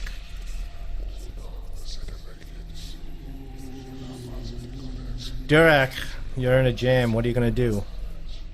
So these two gnomes, they're offering to not fight you if you let them just kill your brother, because they think that his power is too evil to control, and too dangerous. Unfortunately, your brother is kind of rolling death saves. You don't have really a good means to heal him. You can maybe, I don't know, maybe feed him a healing potion or something. But I don't have any. But in the same vein, these two gnomes are going to be attacking. They are going to continue to attack.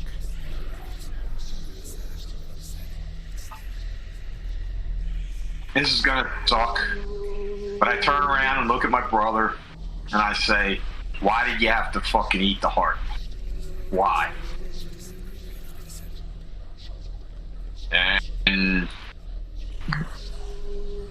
I walk away.